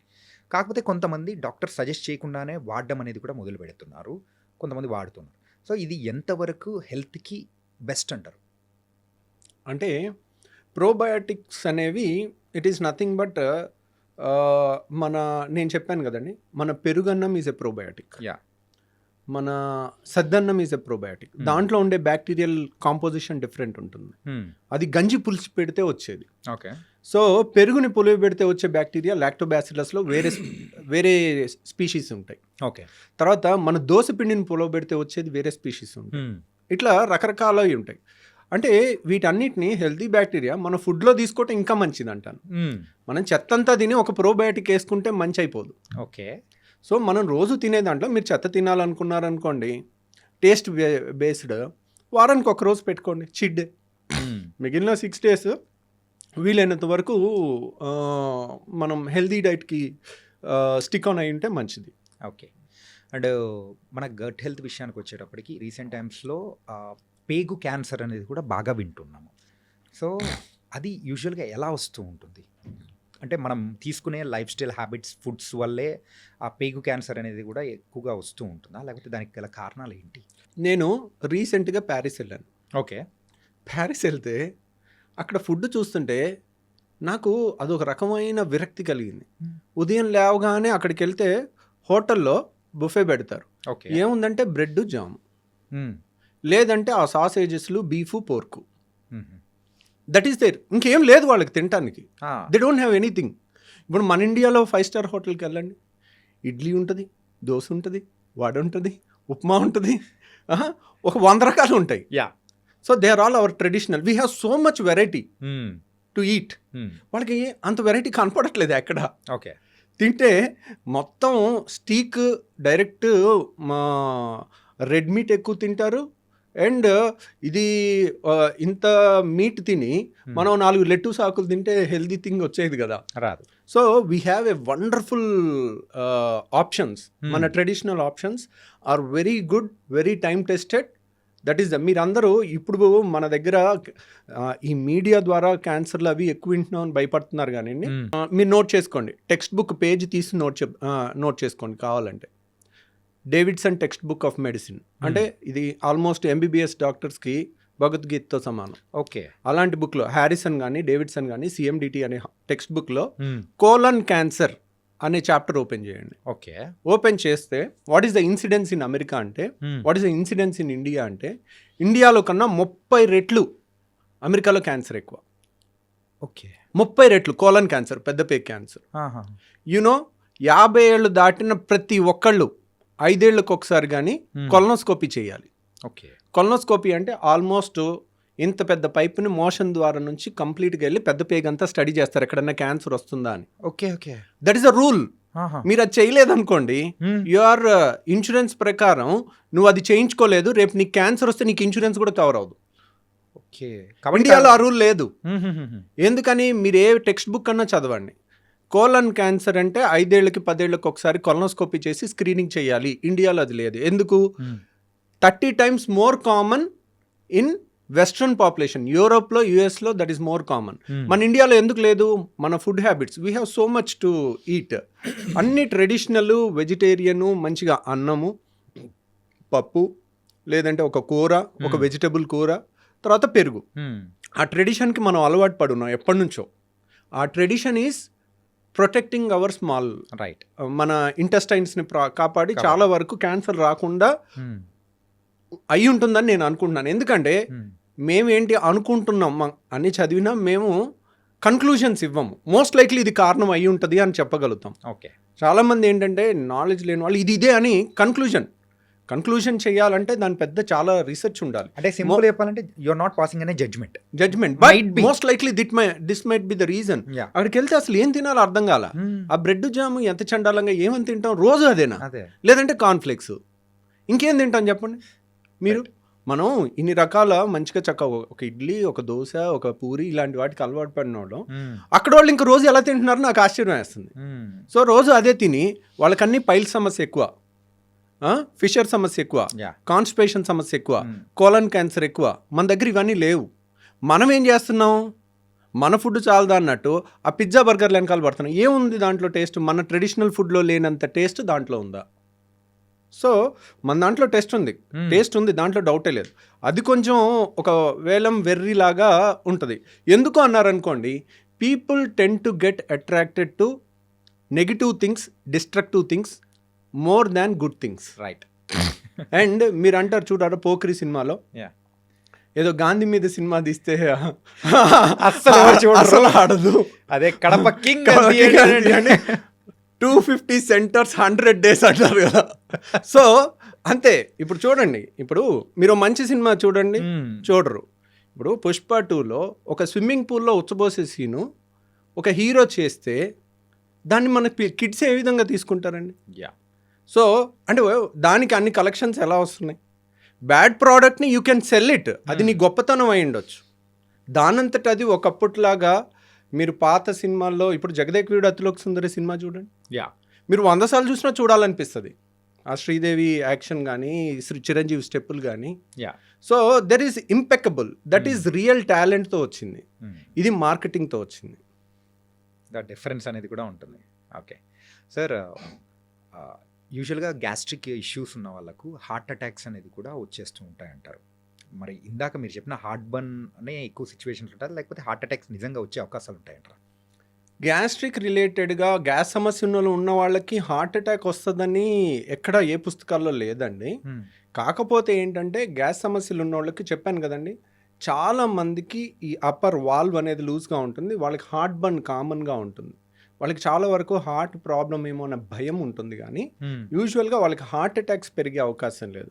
హార్ట్ అటాక్స్ పెరగొచ్చు, దేనివల్ల పెరగొచ్చు? రోజు బిర్యానీ తింటున్నారు అనుకోండి, దాంట్లో ఆయిల్ ఎక్కువ ఉంటుంది, కొలెస్ట్రాల్స్ ఎక్కువ ఉంటాయి, మనం తినే ఫుడ్ డైలీ అన్హెల్దీ ఫుడ్ తింటున్నాం అనుకోండి, డైలీ మన ట్రెడిషనల్ ఫుడ్ ఏంటి? చక్కగా కూర, పప్పు, పెరుగు ఈ టైప్ తినకుండా, సాంబారు, రసం ఇట్లాంటివి తినకుండా రోజు మనం బిర్యానీలు తింటుంటే that is not our food, that is not healthy food also. వారానికి ఒక రోజు ఈజ్ ఓకే.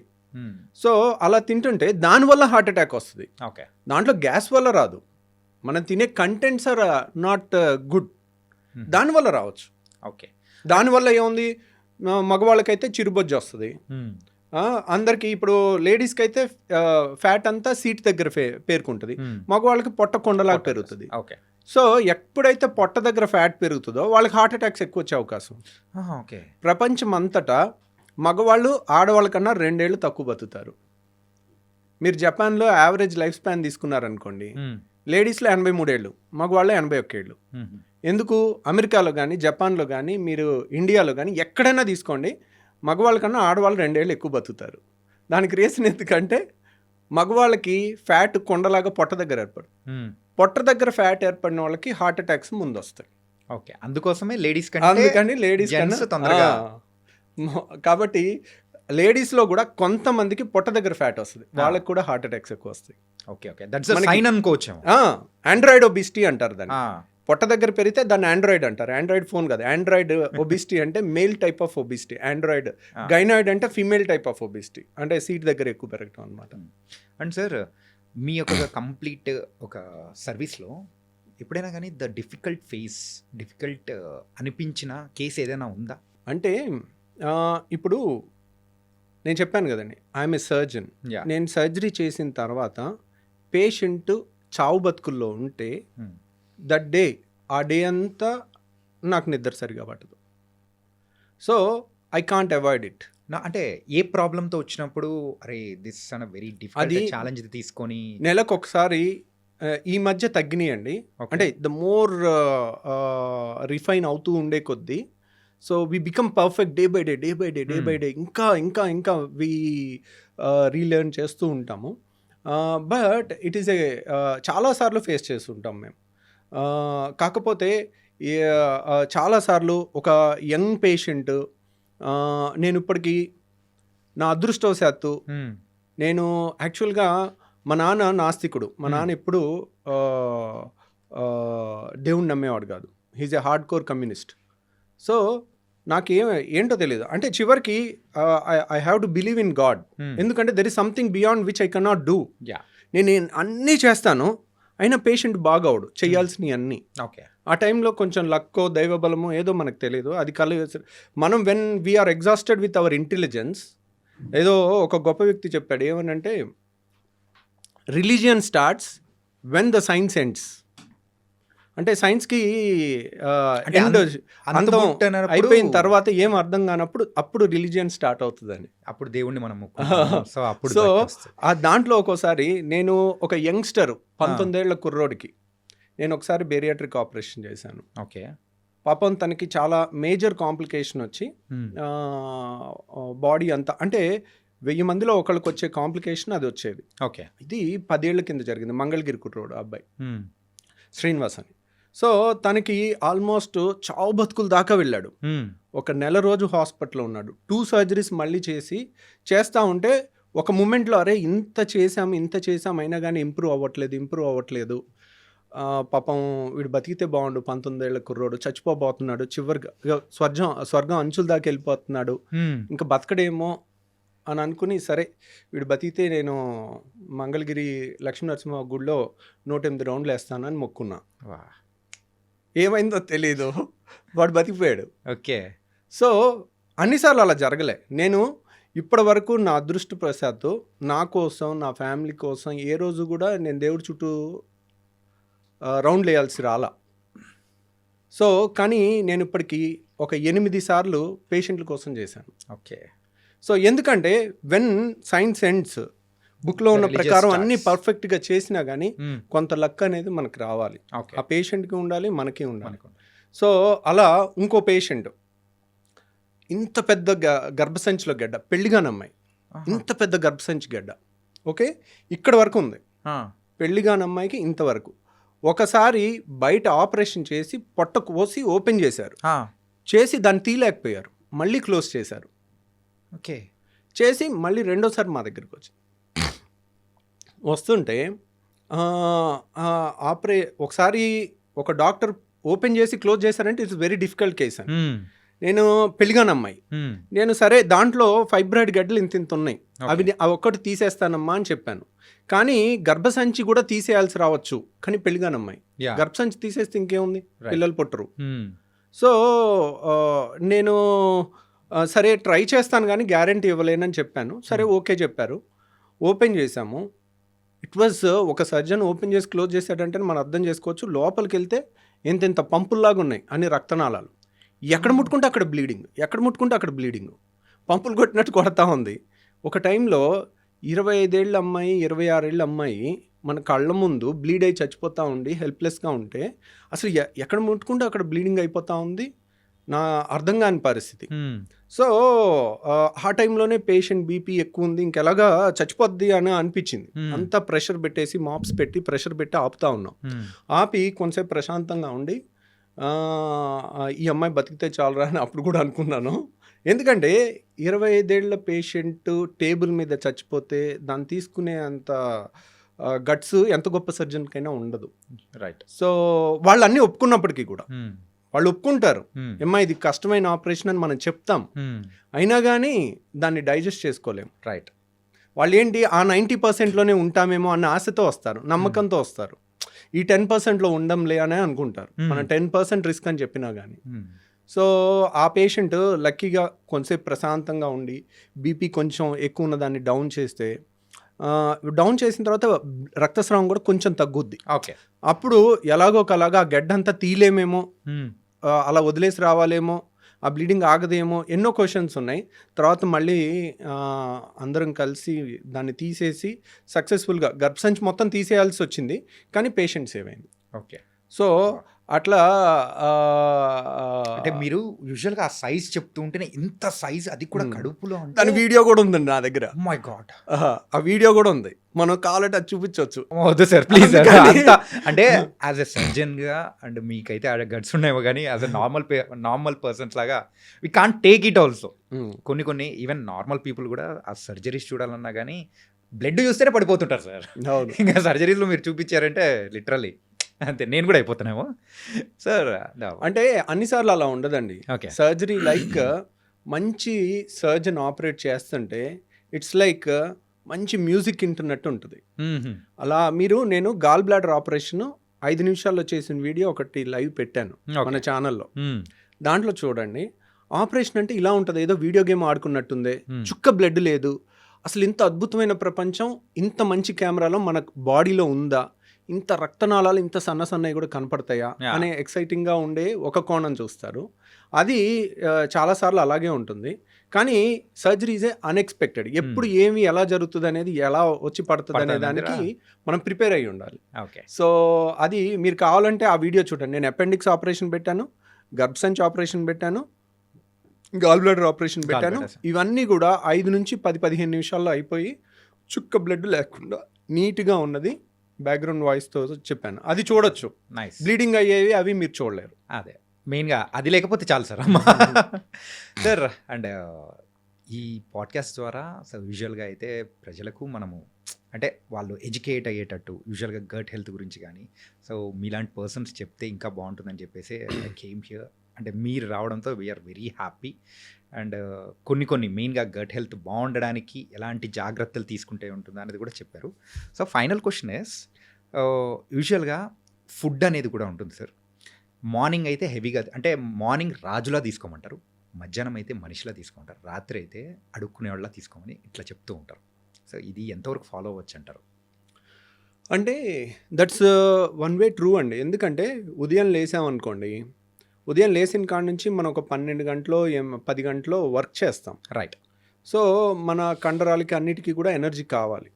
కాబట్టి మార్నింగ్ తిన్నా కానీ మనం చేసే పనితో అది అరిగిపోతుంది. సో మనం మధ్యాహ్నం కూడా తీసుకోవచ్చు. నైట్ ఏంటంటే తిన్న వెంటనే మనం పెద్ద పని చేసేది, నైట్ అంతా పడుకునేది ఉంటుంది. సో పడుకునే టైంలో మనకు అంత ఎనర్జీ ఏం అవసరం ఉండదు. సో మనం ఉదయం తిన్నామంటే అది డే అంతా ఖర్చు అయిపోయే అవకాశం ఎక్కువ ఉంటుంది. రాత్రి తిన్నది, ఇప్పుడు ఉదయం ఒక బిర్యానీ తినటం వేరు, రాత్రి బిర్యానీ తినటం వేరు. ఉదయం బిర్యానీ తింటే సాయంత్రం వరకు మనం చేసే పనిలో దాంట్లోంచి వచ్చిన క్యాలరీస్ అప్పటికప్పుడు ఖర్చు అయిపోవచ్చు. అదే రాత్రికి వెళ్ళి పడుకుంటాం, తిన్న తర్వాత ఆ తిన్న అన్ని బ్లడ్లోకి అన్ని ట్రైగ్లిజరైడ్స్, ఫ్యాటీ యాసిడ్స్ అన్నీ వెళ్తాయి. అవన్నీ ఎక్కడ వెళ్ళాలి? ఎక్కడికో వెళ్ళి డిపాజిట్ అవ్వాలి.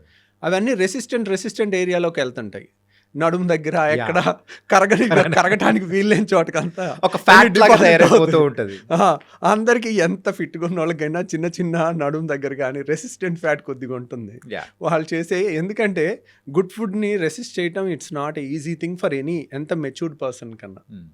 So and gall bladder stones అనేది కూడా రీసెంట్ టైమ్స్లో బాగా వింటున్నాను సార్. అంటే ఇప్పుడు కిడ్నీలో స్టోన్స్ వచ్చాయంటే అది త్రూ మన యూరిన్ ద్వారా కూడా వచ్చేసి బయటికి కొట్టేస్తుంది. అది రాలేని సందర్భాల్లో ఏమంటారు మనకు త్రూ ట్రీట్మెంట్ ద్వారా తీస్తారు. ఈ గాల్ బ్లాడర్ స్టోన్స్ అనేది వెళ్ళిపోతే ఆ గాల్ బ్లాడర్లో పడిపోతాయి అని కూడా విన్నాను.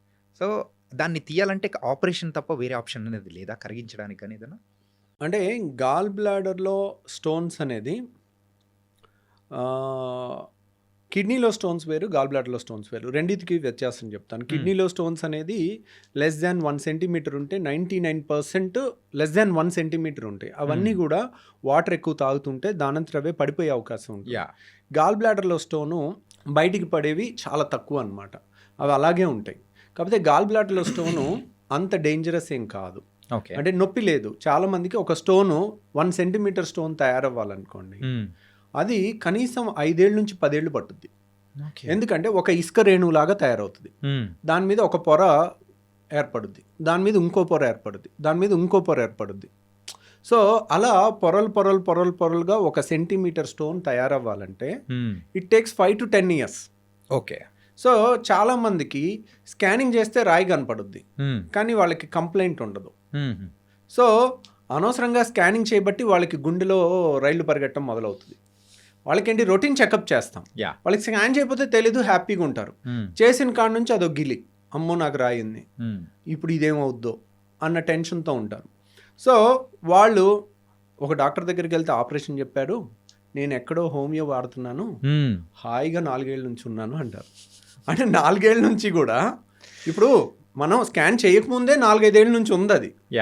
అది మెల్లమెల్లగా పెరుగుతుంది. ఇంకో 5 ఏళ్ళు కూడా అలా పెరగవచ్చు కంప్లైంట్ లేకుండా. సో కాకపోతే దే మే గివ్, ఓకే నేను ఇది ఆయుర్వేదిక్ వాడాను, హోమియో వాడాను, దానివల్ల నాకు 5 ఏళ్ళు తగ్గిపోయింది అనుకుంటా. తగ్గిపోలా, అది మీకు ప్లసిబో ఎఫెక్ట్ ఇస్తుంది. సో దానివల్ల తగ్గలేదు. ప్రాబ్లం ఏంటంటే చాలామంది రాయి ఉండి 10 ఏళ్ళు నొప్పి లేని వాళ్ళని చూసుంటారు. ఓకే. రాయి ఉండి రాయి ఇరుక్కుని జాండీస్ వచ్చిన వాళ్ళని మీరు చూడరు.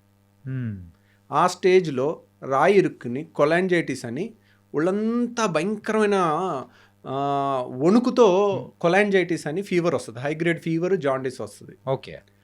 ఆ టైము 24 గంటల నుంచి 48 గంటల్లో మనం ఆ స్టోన్ని అడ్డు తీసి స్టెంట్ అయిపోతే ప్రాణహాని ఉంటుంది. ఓకే. అది లేట్ అయి చచ్చిపోయిన వాళ్ళు కూడా మేము చూస్తాం.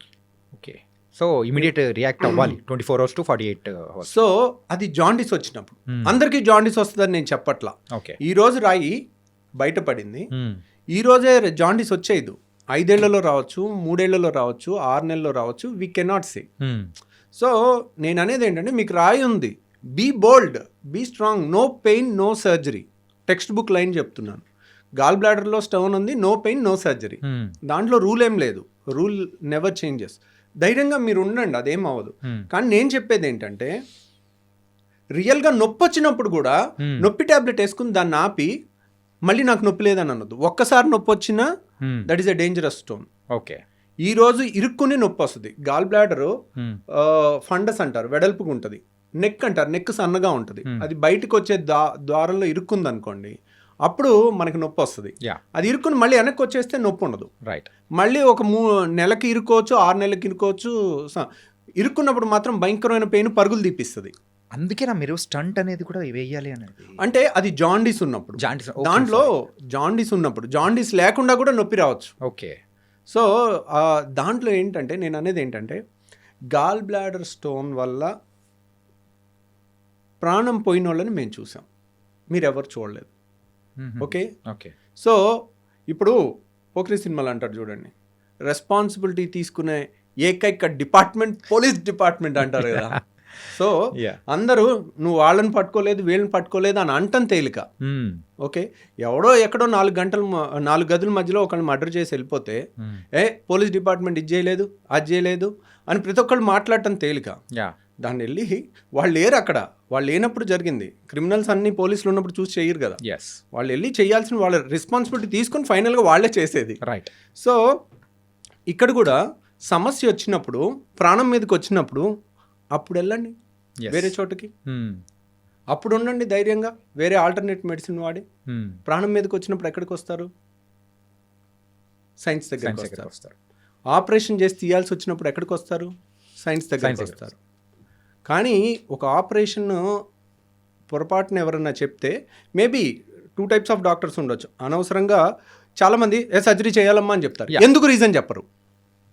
ఎందుకు రీజన్ చెప్తే పేషెంట్ ఓహో ఇది కదండి చేస్తాను. చాలామంది, కొంతమంది డాక్టర్లు ఏంటంటే, ఈరోజు రాయి ఉంది, ఈరోజు చెప్పేయాలి, వీళ్ళు చెప్పకపోతే ఇంకో చోటుకి వెళ్ళి ఇంకో దగ్గర చేయించేసుకుంటారేమో, మళ్ళీ మన దగ్గరికి రారేమో అన్న ఇన్సెక్యూరిటీ ఉంటుంది. అది ఉండకూడదు. దానివల్ల లేని భయాన్ని ఇచ్చి చెప్పేసేసరికి వాళ్ళు ఇంకా నెగిటివ్ అయిపోతారు. రైట్. అనవసరంగా చేసేస్తున్నారు. ఆ డాక్టర్ చెప్పాడు, నేను భయంతో వచ్చేసాను డాక్టర్ గారు, 4 ఏళ్ళు అయింది నాకు నొప్పి లేదంటారు. So no pain no surgery. మనం టెక్స్ట్ బుక్లో ఉన్న రూల్ చెప్పాలి. At the same time jaundice ఉంటే లైఫ్ రిస్క్ ఉంటుంది, వెంటనే రావాలి. నొప్పి ఉంటే లైఫ్ రిస్క్ ఉంటుంది, వెంటనే రావాలి. సో ఆ క్లాస్ కూడా తెలుసుకున్నారనుకోండి, ఓహో నొప్పి ఉంటే నేను రావాలి. అండ్ ఇంకో బ్యూటిఫుల్ థింగ్ ఏంటంటే, గాల్ బ్లాడర్లో చాలా మందికి తెలియంది ఫ్యాటీ డిస్పెప్సియా అంటారు. వాడు మా ఫ్రెండ్ ఉండేవాడు, నా రూమ్మేట్. 6 ఏళ్ళు ఎంబీబీఎస్, ఒకే రూము అలా ఉండేవాళ్ళం. వాడు మొన్న మా ఫ్రెండ్స్ యూఎస్ నుంచి వస్తే అందరం కలిసి వాళ్ళు బిర్యానీ తిన్నారు హైదరాబాద్లో. ఓకే. తింటుంటే వీడు ఏంటోరా బిర్యానీ తినలేకపోయాడు, ఈరోజు బిర్యానీ తినాలంటే ఇబ్బంది పడుతున్నాడు అని మిగిలిన ఫ్రెండ్స్ నాకు చెప్పారు. సో అప్పుడు అలగలే మాకు. తర్వాత 3 నెలల తర్వాత ఎప్పుడు ఆయిల్ ఫుడ్ తిన్న ప్రతిసారి కడుపులో ఇబ్బంది అవుతుంది వాళ్ళకి. దాన్ని ఫ్యాటీ డిస్పెప్సియా అంటారు. ఫ్యాటీ ఫుడ్ తీసుకుంటే వాళ్ళకి గాల్ బ్లాడర్ మూసుకుంటే ఆ స్టోన్ వచ్చి నెక్లో ఇరుక్కుని నొప్పి వస్తుంది. ఆయిలీ ఫుడ్ తినలేరు వాళ్ళు. గాల్ బ్లాడర్లో స్టోన్స్ ఉన్న వాళ్ళకి బెస్ట్ టెస్ట్ ఏంటి, ఆపరేషన్ చెయ్యాలా వద్దా స్కానింగ్ కాదు, బెస్ట్ టెస్ట్ వారానికి 1 రోజు మంచిగా దట్టంగా నూనె ఉన్న ఫుడ్ 2 ముద్దలు తినండి చాలు. వాళ్ళకి కడుపులో ఏదో ఇబ్బంది అనిపిస్తుంది. ఇప్పుడు అందరూ లొట్టలు వేసుకుని తింటారుగా, బిర్యానీలో ఇంత గ్రేవీ వేసుకుని, లేదంటే పైన చేపల పులుసు పైన ఆయిల్ తేలుతా 2 గంటలు వేసుకుని లొట్టలు వేసుకుని తినాలి కదా అందరూ. వాళ్ళు తినలేరు. వాళ్ళు, నేను గాల్ బ్లాడర్ స్టోన్ వాళ్ళకి ఒక్క టెస్ట్ చేసుకోండి, మీరు కనుక ఇది పాస్ అయితే మీకు ఆపరేషన్ అవసరం లేదు.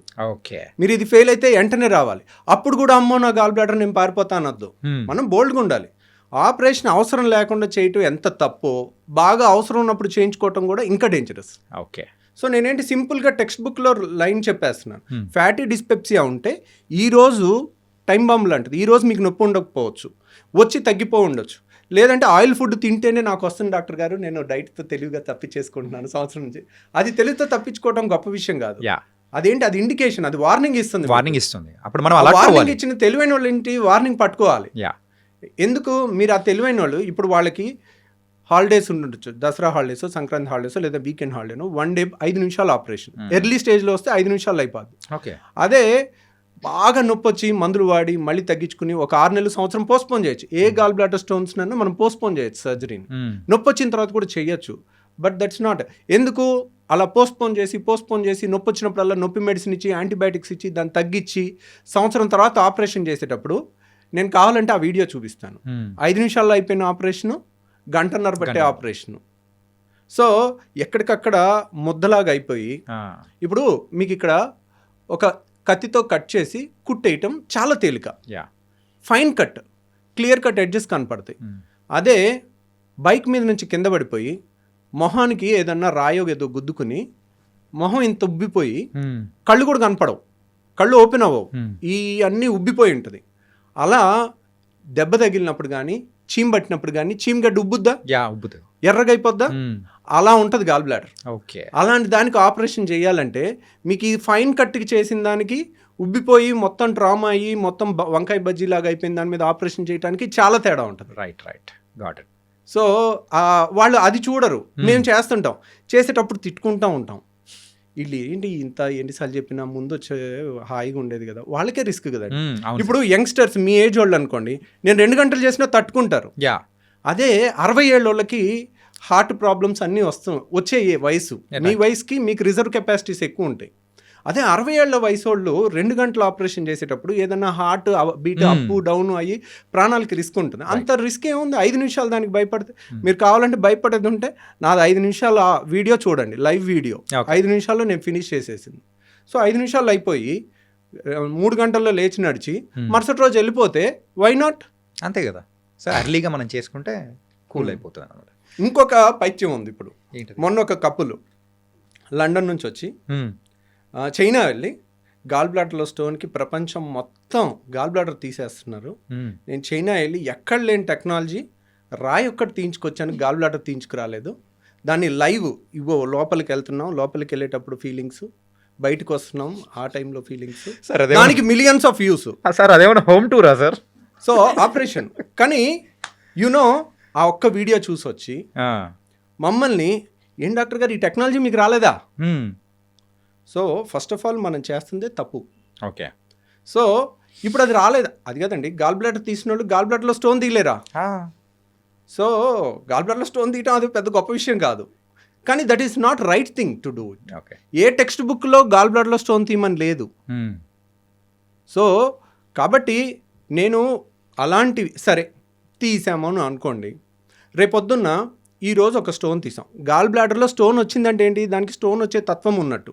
ఇప్పుడు ఒక ఆపరేషన్ చేసి తీస్తాం, 5 ఏళ్ళు ఆగి మళ్ళీ స్టోన్ వస్తుంది, మళ్ళీ ఆపరేషన్ చేయించుకున్న అదే రిస్క్గా. యాక్చువల్గా ఆపరేషన్లో రిస్క్ గాల్ బ్లాడర్లో లేదు, గాల్ బ్లాడర్ తీసే దాంట్లో లేదు, అది 5 నిమిషాల ఆపరేషన్.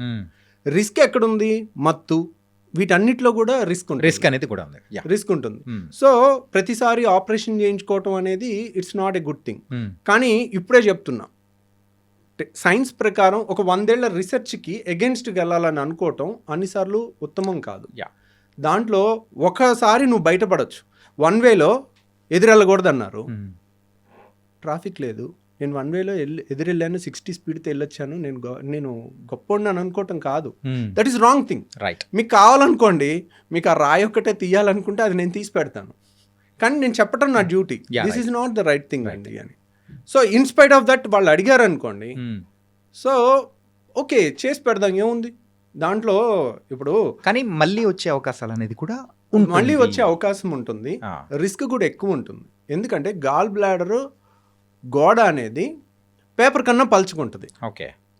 సో గాల్ బ్లాడర్లో స్టోన్ వస్తే గాల్ బ్లాడర్ మొత్తం తీసేస్తాం, అది స్టాండర్డ్ టెక్స్ట్ బుక్ ట్రీట్మెంట్. కిడ్నీలో స్టోన్ వస్తే కిడ్నీ తీసేస్తారు ఎవరు? తీయరు కదా. మరి కిడ్నీ ఎందుకు తీయట్లేదు ఏ డాక్టరు? స్టోన్ ఒకటి, కిడ్నీ ముఖ్యమైన అవయవం కాబట్టి. సో 600 అయినా రాయితీ ఇస్తాం.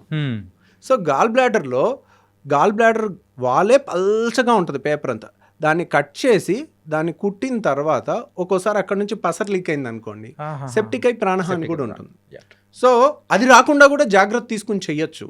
కానీ గాల్ బ్లాడర్ ఆపరేషన్ ఉదయం చేస్తే సాయంత్రం ఇంటికి పంపించేస్తాం. అలా చేసిన వాళ్ళకి ఒక ట్యూబ్ పెట్టాలి. సో వాళ్ళకి ఇంకా కంబర్సమ్ ఉంటుంది, అది వాళ్ళకి తెలియదు కదా.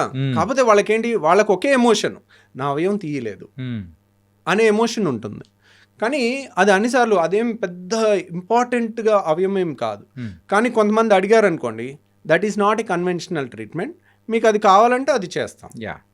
సో అది చేయలేని వాళ్ళు ఇండియాలో లేకపోవటం అనేదే లేదు. It's depends on the persons. కానీ పేషెంట్ ఖర్చు ఇప్పటికీ చెప్తున్నాను వినండి, మీకు ఎవరికన్నా ఓన్లీ రాయి తీయాలన్నా కానీ we don't recommend it, but that's not a great thing to achieve. అది ఎక్కడా లేని ట్రీట్మెంట్ ఓన్లీ చైనాలో ఉందని అనుకోవటం తప్పు. ఓకే, మీకు కావాలంటే ఆ వీడియో నేను కూడా చేసి పెట్టి పంపిస్తాను. It was very nice talking to you sir. Really bold అయిన విషయాలు అనేది కూడా తెలుసుకున్నాను. కాకపోతే మీతో మాట్లాడుతూ ఉంటే ఇంకా సరిపోలేదు, ఇన్కంప్లీట్ అన్నట్టు కూడా అర్థమవుతుంది. అండ్ ఈ సెషన్లో మాత్రం చాలా వాల్యుబుల్ సజెషన్స్ కానీ, and how you started your journey in the gastroenterology and బెరిటాలజీలో కూడా చాలా చక్కగా చెప్పారు. Really thank you so much for coming here and మీ టైం అనేది కూడా ఇచ్చినందుకు. Thank you very much.